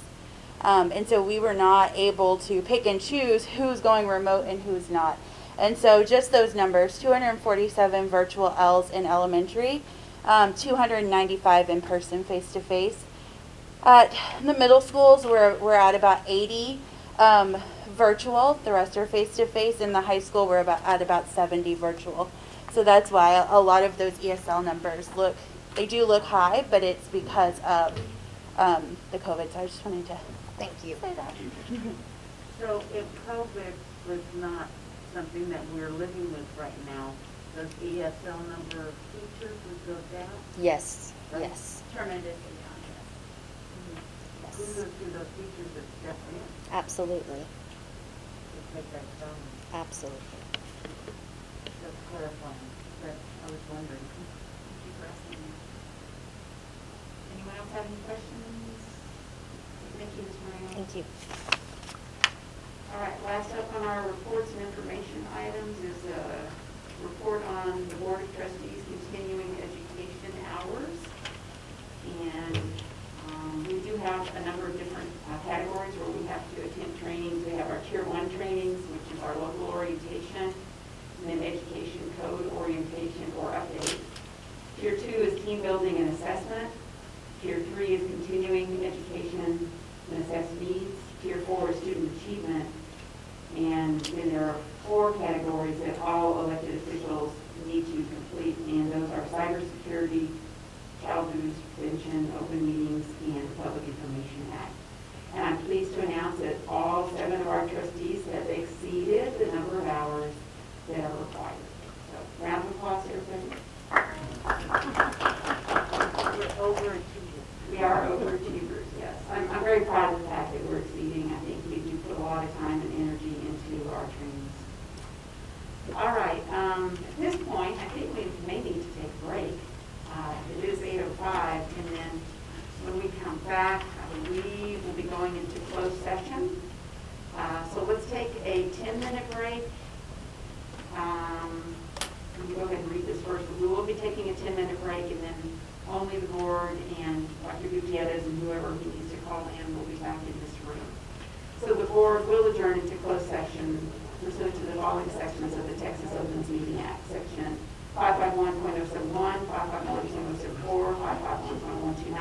consultation with legal counsel, including possible telephone consultation with legal counsel as necessary to address legal concerns, implications, and answer any legal questions regarding posted agenda items. And also Texas Government Code 551.074 to discuss personnel matters, including appointment, employment, evaluation, reassignment duties, discipline, or dismissal of an employee. So it is 8:06. We'll go to break for 10 minutes, and then we'll reconvene into closed session. Okay, we're going to come back into open session in State 54. And we have nothing to take action on from our closed session. So moving on to item 7, the consent agenda items. The local states that the consent agenda shall include items of a routine and/or recurring nature grouped together under one action item. All such items shall be acted upon by one vote without separate discussion unless a board member requests that an item be withdrawn for individual consideration. The remaining items shall be adopted under a single motion and vote as applicable. So first up, we have the approval of board minutes of the regular meeting September 22nd and special board meeting October 5th, 2020. B, the approval of tax collection reports for September 2020. C, the approval of proposed budget amendments and financial statements for September 2020. D, the approval of donations received for September 2020. E, approval of investment report for the first quarter ended September 30th, 2020. F, approval of district-wide vehicle maintenance parts and services, which is RFP 21-01. The approval of district-wide HVAC systems maintenance equipment parts and services, which is RFP 2102. The approval of district-wide plumbing systems maintenance equipment parts and services, which is RFP 2103. I, the approval of district-wide facilities maintenance electrical equipment parts and services, which is RFP 2104. J, the approval of district-wide special education services, RFP 2105. K, consideration of approval of certified appraisers for 2020 to 2021. And L, to acknowledge the Public Information Act request in September 20th through October 20th, 2020. September 2020 through October 2020. All right. Would anybody like to see any of those items pulled for discussion? Do I hear a motion for approval? Consent agenda. Thank you, Mr. Amador. Do I hear a second? Second. Thank you, Ms. Moreno. If no further questions, all in favor, raise your right hand. Opposed, same sign. Motion carries 7-0. All right, moving into our action items. First up, we have item 8A, which is to adopt the resolution for the renovations of A.J. Briesemeister Middle School and Jefferson Elementary, to select a constructive delivery methodology, identify weighted criteria to be used in selecting a contractor, adopt prevailing wage rates, and delegate authority to the superintendent or his designee to take necessary actions to procure the construction services. Mr. Hilbert. Yes, President Jimenez, Dr. Gutierrez, members of the board. It wasn't long ago, back in April of 2019, we had a board workshop where we really discussed the various construction methodologies that are available. Under the projects that we're talking about here, A.J. Briesemeister Middle School and the Jefferson Elementary School, based on the fact that the design is complete at this time, the best methodology is the competitive sealed proposal method. The other things that are listed here along with that portion of the resolution are just additional matters that need to be addressed in each of our construction projects. So happy to answer any questions that you might have if you want to discuss any of the other delivery methods or further on this one if you like. Brother, sister. Is the competitive sealed proposal method the same method we use for the stadium? Yes, sir, it is. Mm-hmm.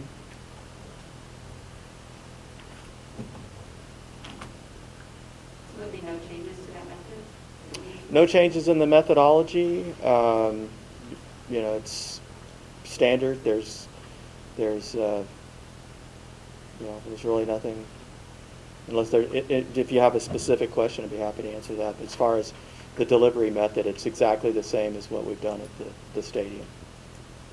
So the contractors bring in their bids, their seals, and all you do is open them up? That's correct, yes. All right. Any further questions?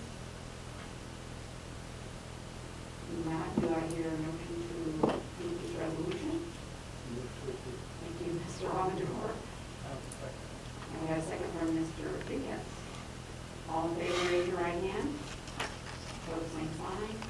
Motion carries 7-0. Thank you. Thank you.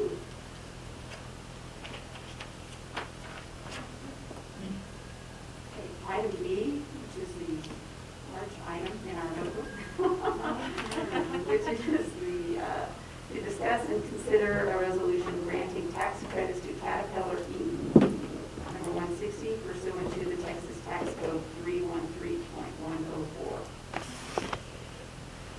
Madam President, members of the board, Mr. Superintendent, my name is Kevin O'Hanlon. I was the lawyer that drafted this original 313 agreement. Just a brief history, and I'll try and go through this quickly. I was told the hook comes out after 5 minutes, so I'll see if I can give you some change back. On December the 17th, 2009, the Board of Trustees of Seguin Independent School District entered into a 313 agreement with Caterpillar Inc. To give a tax limitation on their plant that was being newly located in the district. Under the terms of the statute, the tax limitation was $80 million. But the statute at that time was a little different than it is today.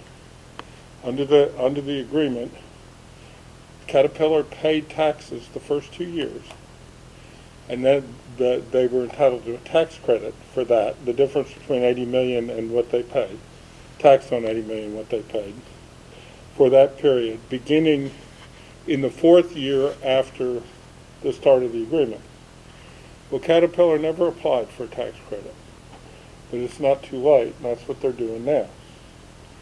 Under the state law, Caterpillar received benefits equal to $538,724.09 during the first 2 years of the agreement.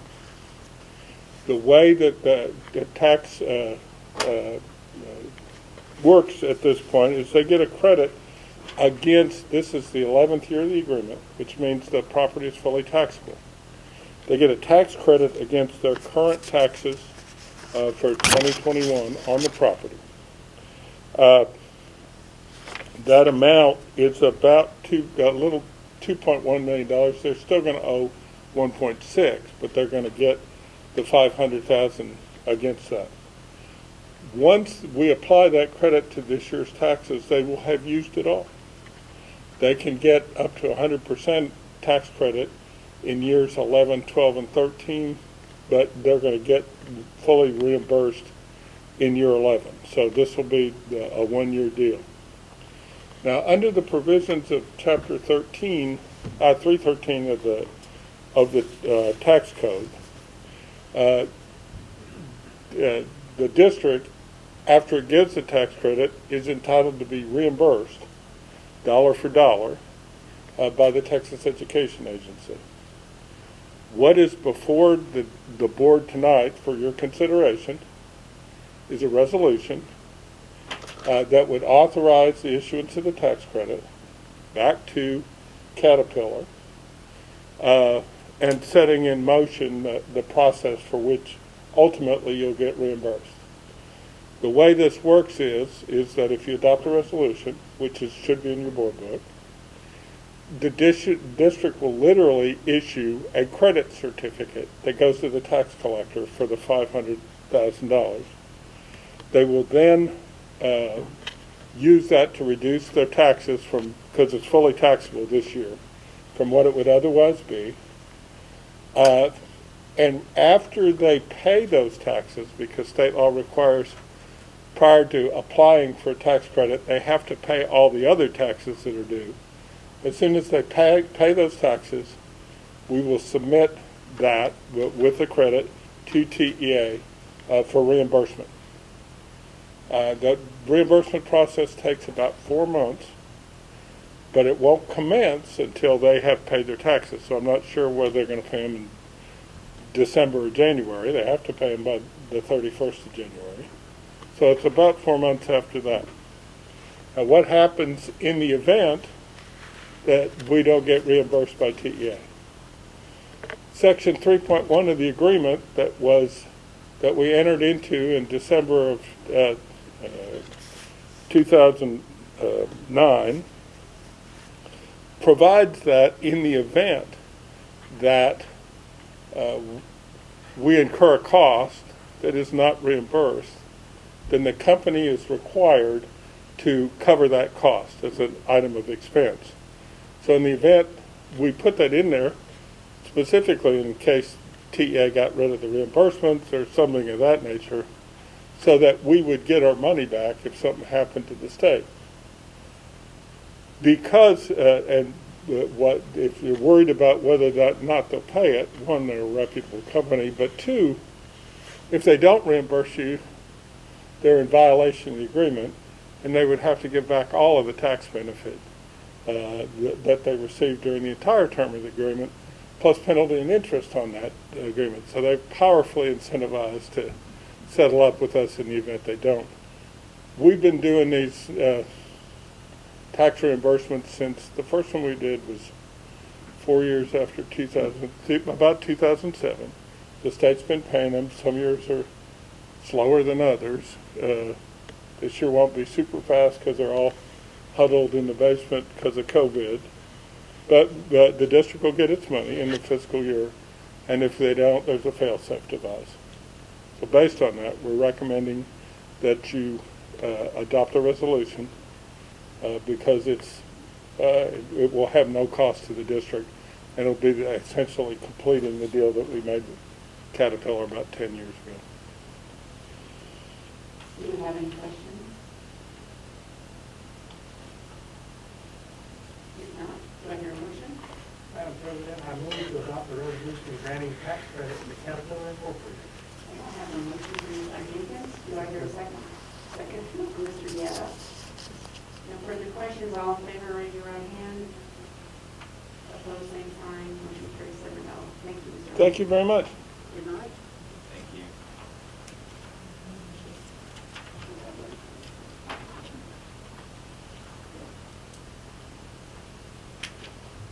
Okay. Back to where we started, right? Item 8C, which is the approval of the 2020-2021 targeted improvement plans for AJ Brusemeister, Jim Barnes, Patlon, Rodriguez, and Golden. So now we get to part of the meeting where we, if there's any further discussions before you approve the plan, we can do that or the plans, because there's more than one. If there's not, I just ask for your approval of the plans.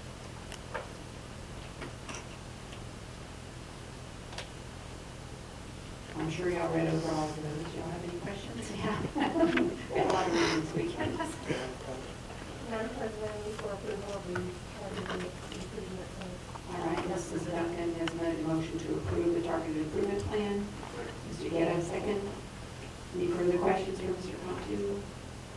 Not all in favor, raise your right hand. Opposed, same sign. And again, thank y'all for all the work put into a lot of hard work. Thank you. I'll share that with the campuses. With the campuses, you know. Yeah, I will. And then item 8D is approval of district and campus performance objectives for the 2020-2021 school year.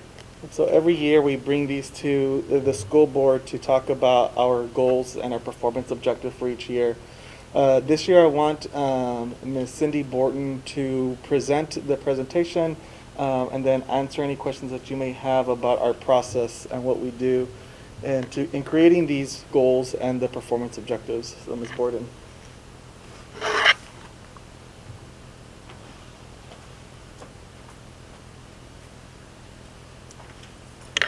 Good evening. How is everybody doing this evening? I'm pleased to be here. when y'all were in closed session, I was remarking to Mark that having the opportunity to present the dip and the SIPs to y'all is a nice way to tie up this meeting, because a lot of the things that we already spoke about tonight are going to come back up here, and you'll see that we've kind of wrapped them all together. So, the continuous improvement process is a process that we've been following for years. It provides best practices in data analysis, creating a comprehensive needs assessment, planning for the improvement plan at the district level and at the campus level, and finally implementing and evaluating the plan. Just like everybody else this evening said, COVID happened this year, so we had to go about this a little bit differently. But I think that we were pleased the way it turned out. We did everything digitally. We had all of our meetings virtual. We were actually able to get more feedback, I think, than live, because people actually went into our documents and physically wrote in their questions, their analyses, their ideas for strategies for our improvement plan. So it was kind of exciting to see the process work its way through. And we started this back in, I think, April or May. Completed our improvement plan in August, and we presented it to the principals and encouraged them to do it in the same way so that they could also get good feedback for their campus improvement plans. Mr. Boo already presented, I'm kind of like stuck in between a little bit. There we go, thank you. He already presented the goals to y'all this evening, which was, again, a great way to tie everything together. We've been blessed to have the same goals as our strategic priorities for the last 3 years. They haven't changed, which really allows us the opportunity to address them, dig in, and improve where we have started from several years ago. It's so hard to make improvements when you're always changing courses as you go along. So our 3 goals, again, just to repeat them real quick. First of all, to improve student learning through improved instructional practice. The second one is to engage parents, industry, and community members to enrich the experience of students and staff, and to establish Seguin ISD as an integral part of our community. And then the third one, of course, is to create the conditions in Seguin ISD to retain, recruit, and engage employees. Now, the way we structure our improvement plan is that we take those goals, and they are kind of the umbrella, and then underneath each of the goals, we have what we call performance objectives, and those are written kind of like SMART goals. We want to make sure that they have a goal, a measurable goal that we can tie them to and look back at the end of the year to see whether or not we achieved them. And then underneath each performance objective, we have strategies. And that's our whole district improvement plan. The strategies are the living pieces. We know we can't change our board goals. We can't change our performance objectives. But if we find out that something's not working right, then we make our course adjustments through our key strategies. So under Goal 1, we have 3 performance objectives. The first one is on teaching and learning, and our goal through teaching and learning has not changed from last year, which we couldn't measure. Last year our goal was to become a B-rated district. So we talked about it and we said there's no reason to change that goal. So we're keeping this goal. By the end of the year, we will become a B-rated district. And you can see that some of the key strategies that I have listed there are things that you've heard about this evening and over the last several board meetings over the courses of the last few years. They haven't changed. We're going to continue to implement and monitor and grow our PLCs. We're going to use assessments for data-driven instruction. We're going to provide timely, meaningful, actionable feedback to our teachers in order to help them make corrections. And we're using the rigor relevance framework and the collaborative instructional review process in order to increase the rigor and relevance within our classroom. The second performance objective is over post-secondary readiness. And what we're trying to improve here is our closing the gaps score in the domain, in the 3-domain system of accountability. Without getting into too much detail, the scores here that you see on the screen, those are from 2019 data. We did not have the opportunity last year to show improvement without the star. So again, we decided to go ahead and keep this goal as our goal for this next year. At the high school level, the CCMR component of the Closing the Gaps domain, in 2019, we only had 57% of those indicators met, and we want to increase that to 71%. And at the middle and elementary levels, the academic achievement component, that is where the students are at the meets and masters level, not the approaches, but the meets or above. We actually had 0% of those indicators met in 2019, and we are striving to achieve it to 36%. And it still looks like a very low number, but we've run the numbers, and that's what we need to help get us to be a B-rated district. And some of the strategies that we have involved in this performance objective, Mr. Vu already talked about a lot of these things. We're going to increase course offerings, there are licensure program in the CTE program, increase student participation in AVID and dual credit, AP, and advanced courses, really push those. And also increase our student participation in the SAT and the TSIA. So that's going to help us reach that performance objective. The third one, the third performance objective in Goal 1 is on the whole child social emotional learning component. And we know we have a large need here, and of course COVID has exposed this need even more. So what we plan to do is increase opportunities and allocate resources that support and reinforce health and wellness as a foundation for learning. And we have a new measure for this, so we did rewrite this one for this year. We're going to use the panorama surveys that Bethany Polk is bringing in with the School Transformation Climate Grant. And we're going to poll the students at the beginning of the year and at the end of the year, and we're shooting for a 10% increase in favorable responses. And I believe they're starting that survey next month? It launched. I think it already launched. It did? Okay. Yeah. Great. Thank you. I'm looking at the wrong person. Should have been right behind me. So some of the strategies are to provide mental health services to students through CIS. Again, we saw that this evening. Provide support to students, families, and campuses to increase attendance. Continue to expand the LINK program. We're now at all elementary campuses, and now we're growing in the grade levels where we offer LINK. And we are also promoting clubs and activities to underrepresented student groups. And that's, of course, challenging right now because we're not able to meet the way we would normally in non-COVID years. It would be nice to say that one day, right? Okay, the second goal is to engage parents, community, and industry partners. We have 3 performance objectives under this goal, and the first one is under parental and family engagement.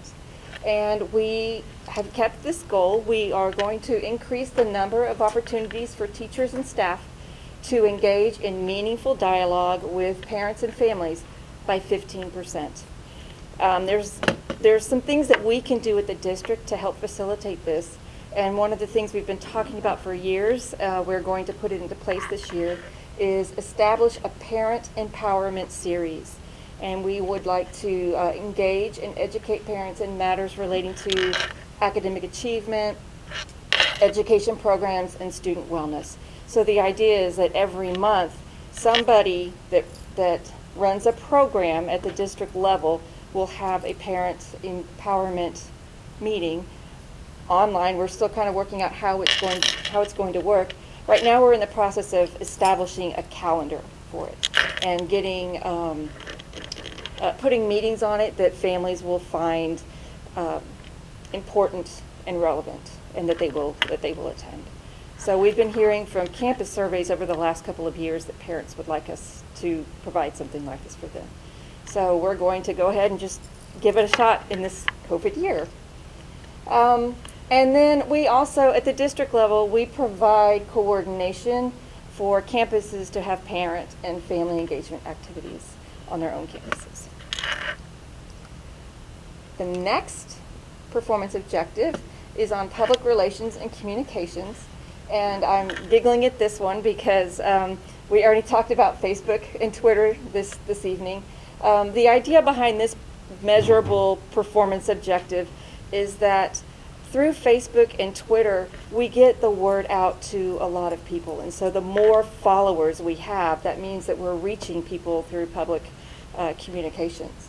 Sean Hoffman and I talked about this a couple of weeks ago, and we realized that at some point we're going to have to change the measure, but for now we still want to go ahead and grow our followers. And the strategies include just continuing to promote our communication through our social media outlets, and also work with the campuses to teach them how to use the social media outlets as an effective tool for communication. The third performance objective under Goal 2 has to do with partnerships. And again, Mr. Boo talked a lot. I think everything he said falls right under here. We plan on increasing the number of business and community partnerships through active participation in community-based opportunities and events by 15%.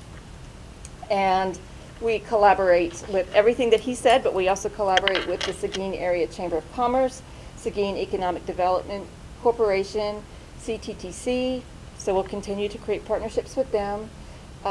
We'll identify and promote opportunities for leadership staff to participate in campus and community-based events, and increase our partnerships with community-based mental health organizations. And then finally, the third goal is to create the conditions in Seguin ISD to recruit, retain, and engage employees. I think we need to add stellar employees to that next year maybe. But we would like to achieve a turnover rate of less than 15% and a teacher turnover rate of less than 15% and an administrator turnover rate of less than 10%. We want to make sure that we build a fine staff and that we do what we can to keep them here.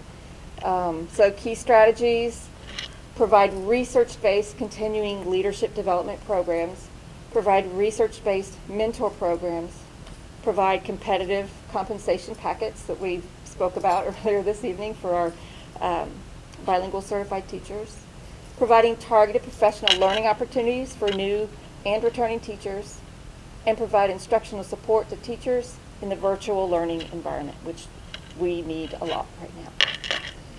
So those are the three goals. Those are our 7 total performance objectives and how we intend to achieve. And you can see just from everything that you've heard tonight that we are well on our way. So are there any questions? Yes, sir. The teacher turnover rate, is that based on historical data from here, or is that also the state average consideration? We looked at the past 3 years of turnover rate as recorded in the TAPER reports, and that does include the state turnover rate as well.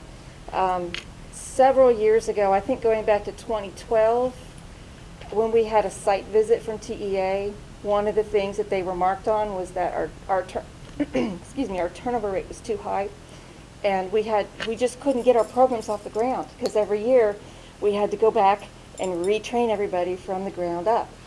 And so we were shooting for 15% back then, and some years we're really close to it, and other years we completely we just don't make it. So we are striving through all of those activities: professional learning, mentorship, leadership opportunities. That's how we're trying to achieve that goal.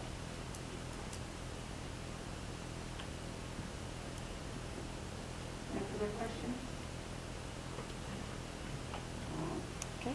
Do I hear a motion to approve the district campus performance objectives for the 2020-21 school year? So moved. Mr. Amador, do I hear a second? Mr. Guerra? All right, all in favor, raise your right hand. Opposed, same sign. Motion carries 7-0. Thank you, Ms. Moore. Thank you very much. I appreciate you all.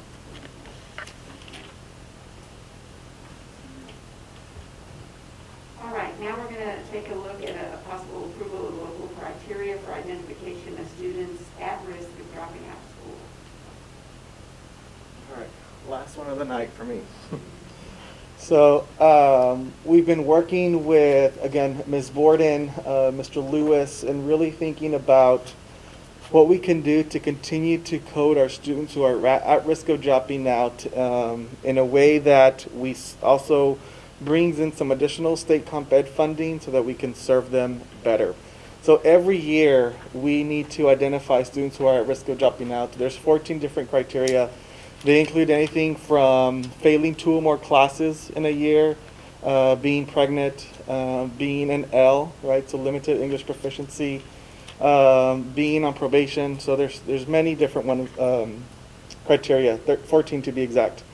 One of those is that in pre-K through 5th grade, we have to give an assessment at the beginning of the year. It's our beginning of the year reading assessment. And we use that when a student fails to label them at risk. Because we're online right now, we're struggling to deliver the assessment and get valid results. So TEA allows districts to, or the local school board, to adopt an additional criteria. And so what we are asking you tonight is to consider adopting an additional criteria. And we're saying that anyone who is learning virtually would be considered at risk as well. Right now we have about 50% of our students, or up until the first 6 weeks, then we had our new wave of students in the second 6 weeks at the secondary campuses. We had about 50% of our students learning online. And we want to be able to maximize some of those funds to target the students, because we know it's a struggle. For some students it's working really well, for others it's not. And if you all approve adding this local criteria, we're able to channel some of those funds, state comp ed funds, to those students and those programs. And so what we ask for you tonight is to adopt that local criteria that states that students who are learning virtually will be labeled at risk. And those are just elementary.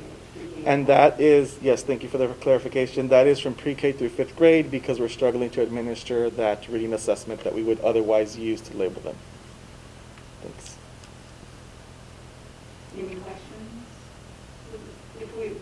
Once we approve this, will it stay in place for future years? Or I believe it's yearly, but I can get clarification. Is it yearly, Cindy? Do you know?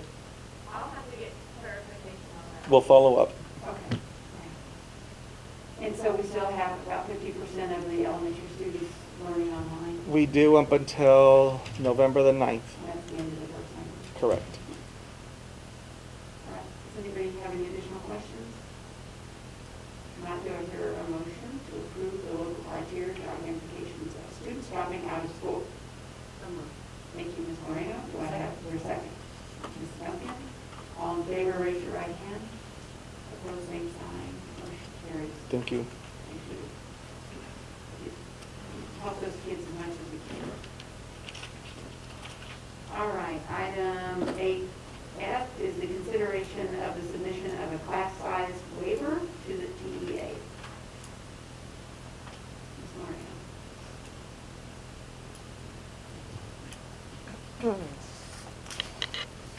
Okay. So we're asking that you please approve the submission of class size waiver to the Texas Education Agency for the 2021 school year. This darn COVID. In response to this pandemic, Seguin ISD has offered our community the option for face-to-face instruction or remote learning to help lessen the number of students in our schools and slow the spread of the virus. In providing the two options in modes of instruction, several elementary virtual classes have exceeded the benchmark of 22-1. Increasing general staff allocations is currently not feasible with the recent changes in the legislature and pandemic response expenditures. It's expected, God willing, that we will be back in compliance to our 22-1 requirement in the next school year, 21-22. The exhibit shows which classes are out of compliance. It's broken down by campus. At Jefferson, we have 2 classes that have exceeded the 22-to-1. One's a virtual kindergarten and a virtual 4th grade, and you can see at Kennedy, they have quite a few classes that have exceeded.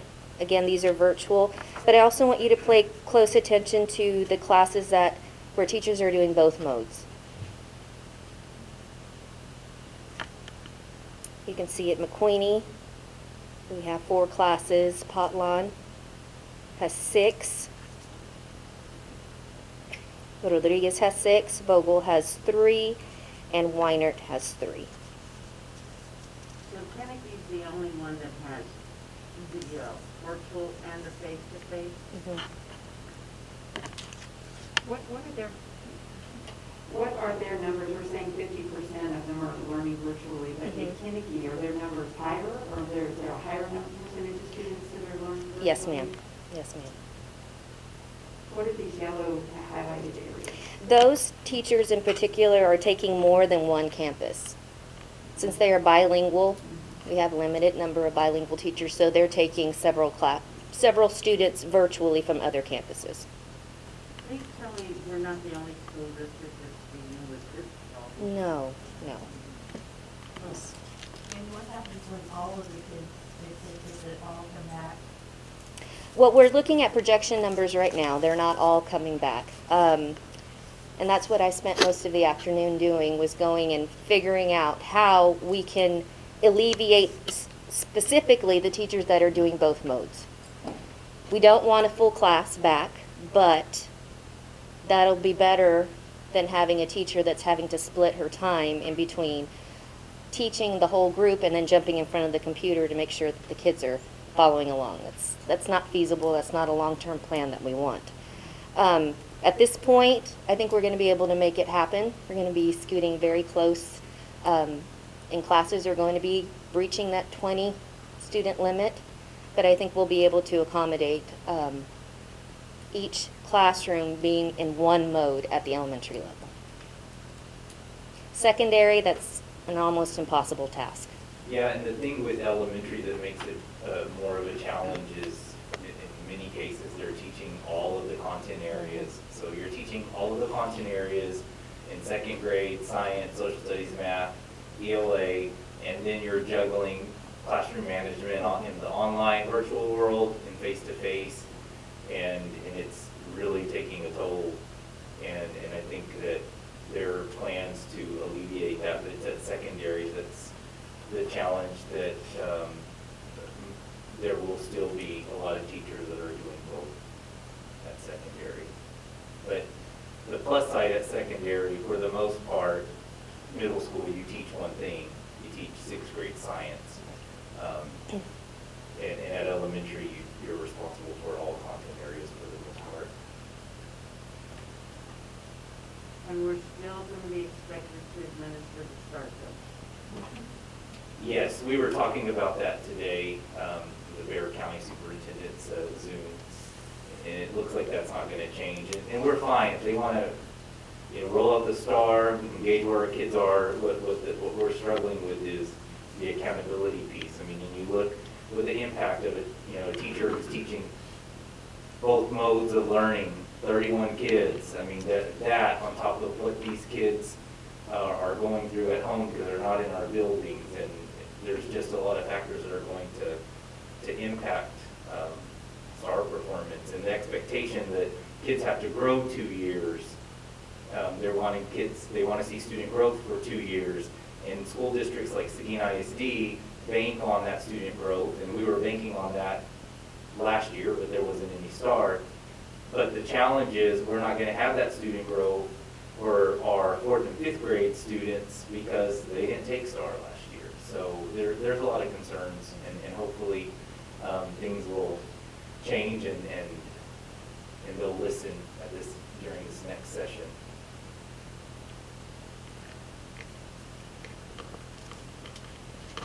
Are there any further questions for Ms. Lane?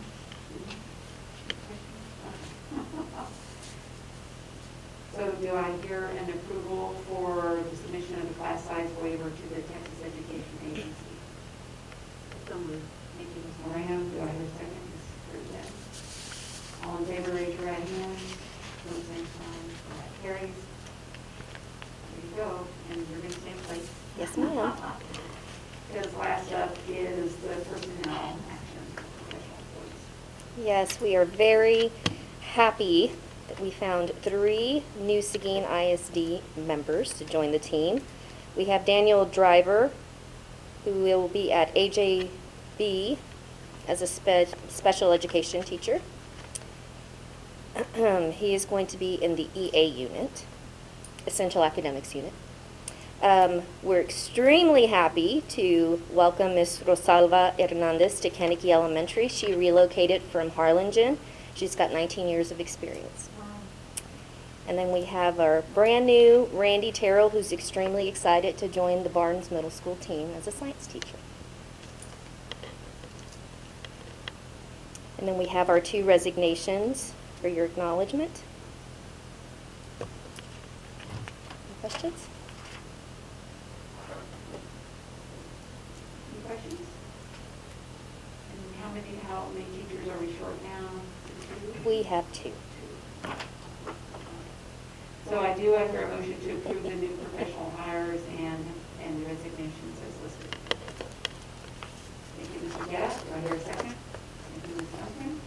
All in favor, raise your right hand. Okay, motion carries 7-0. Thanks to all of you for the work you put into this board meeting, all the hard work, and I don't know if it's going to get easy.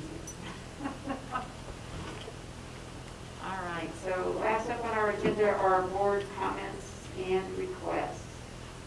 Anybody have anything? I just had a question for Bill. As far as the technology, how's it coming along? I believe I saw on the article yesterday, form books are probably in, distributed. Yeah, we had our second night of distribution. We go here from high school. We had about 1,200 in for 1,600 in. It should be enough to get us where we need to be. We started that process. Start the high school.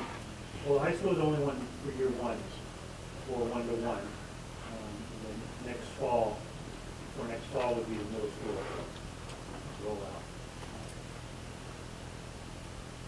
So, really good. Any other questions? I have a strange question. I'm wondering if it's possible for us to sit in on one of the virtual classes, just to kind of see what it's like. So you can think about that and get back to us. What brought that to my mind was Mr. Flores, when we were talking about Mr. Flores. I sit Yeah. in on them. It would be neat to see. She sits in all. Yeah, it's just something that I guess we all have a picture in our mind of what that looks like, but to see it in action would be completely different, I believe. Nothing else? We can arrange that. ISD one last week. You sat in on? Had both granddaughters. I just have a comment on the faculty of Waiver today. He also said that school districts are doing COVID testing. I guess the state is offering it for free to students, but they're only using certain districts, bigger districts, that have more students to do the COVID testing. Do you think that's going to eventually grow? Have you heard anything from the state? Christian, have you heard anything? I haven't.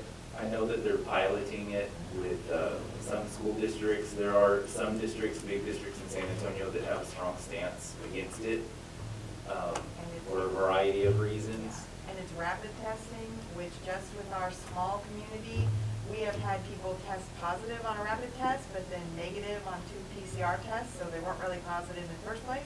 And then plenty of people who tested negative on the rapid test continue to have symptoms and they're actually positive. So I think it's about as good as flipping a coin. Well, one in Austin, they were talking about on the radio, was a swab, was a no. It was a 30-minute test.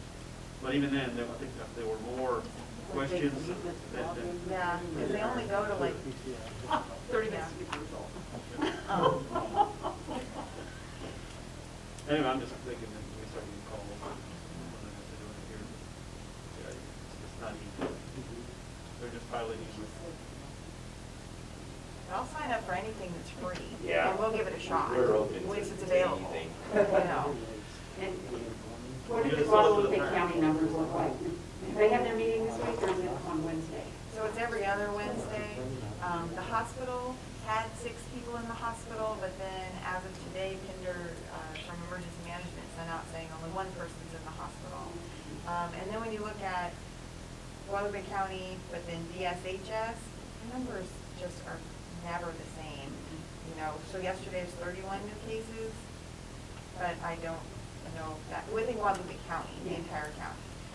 So I tend to follow the hospital numbers just because that gives us a more localized number that I think we can really, you know, Gives a sense of the direction that things are going, and you look at other areas in like Texas and they're at capacity.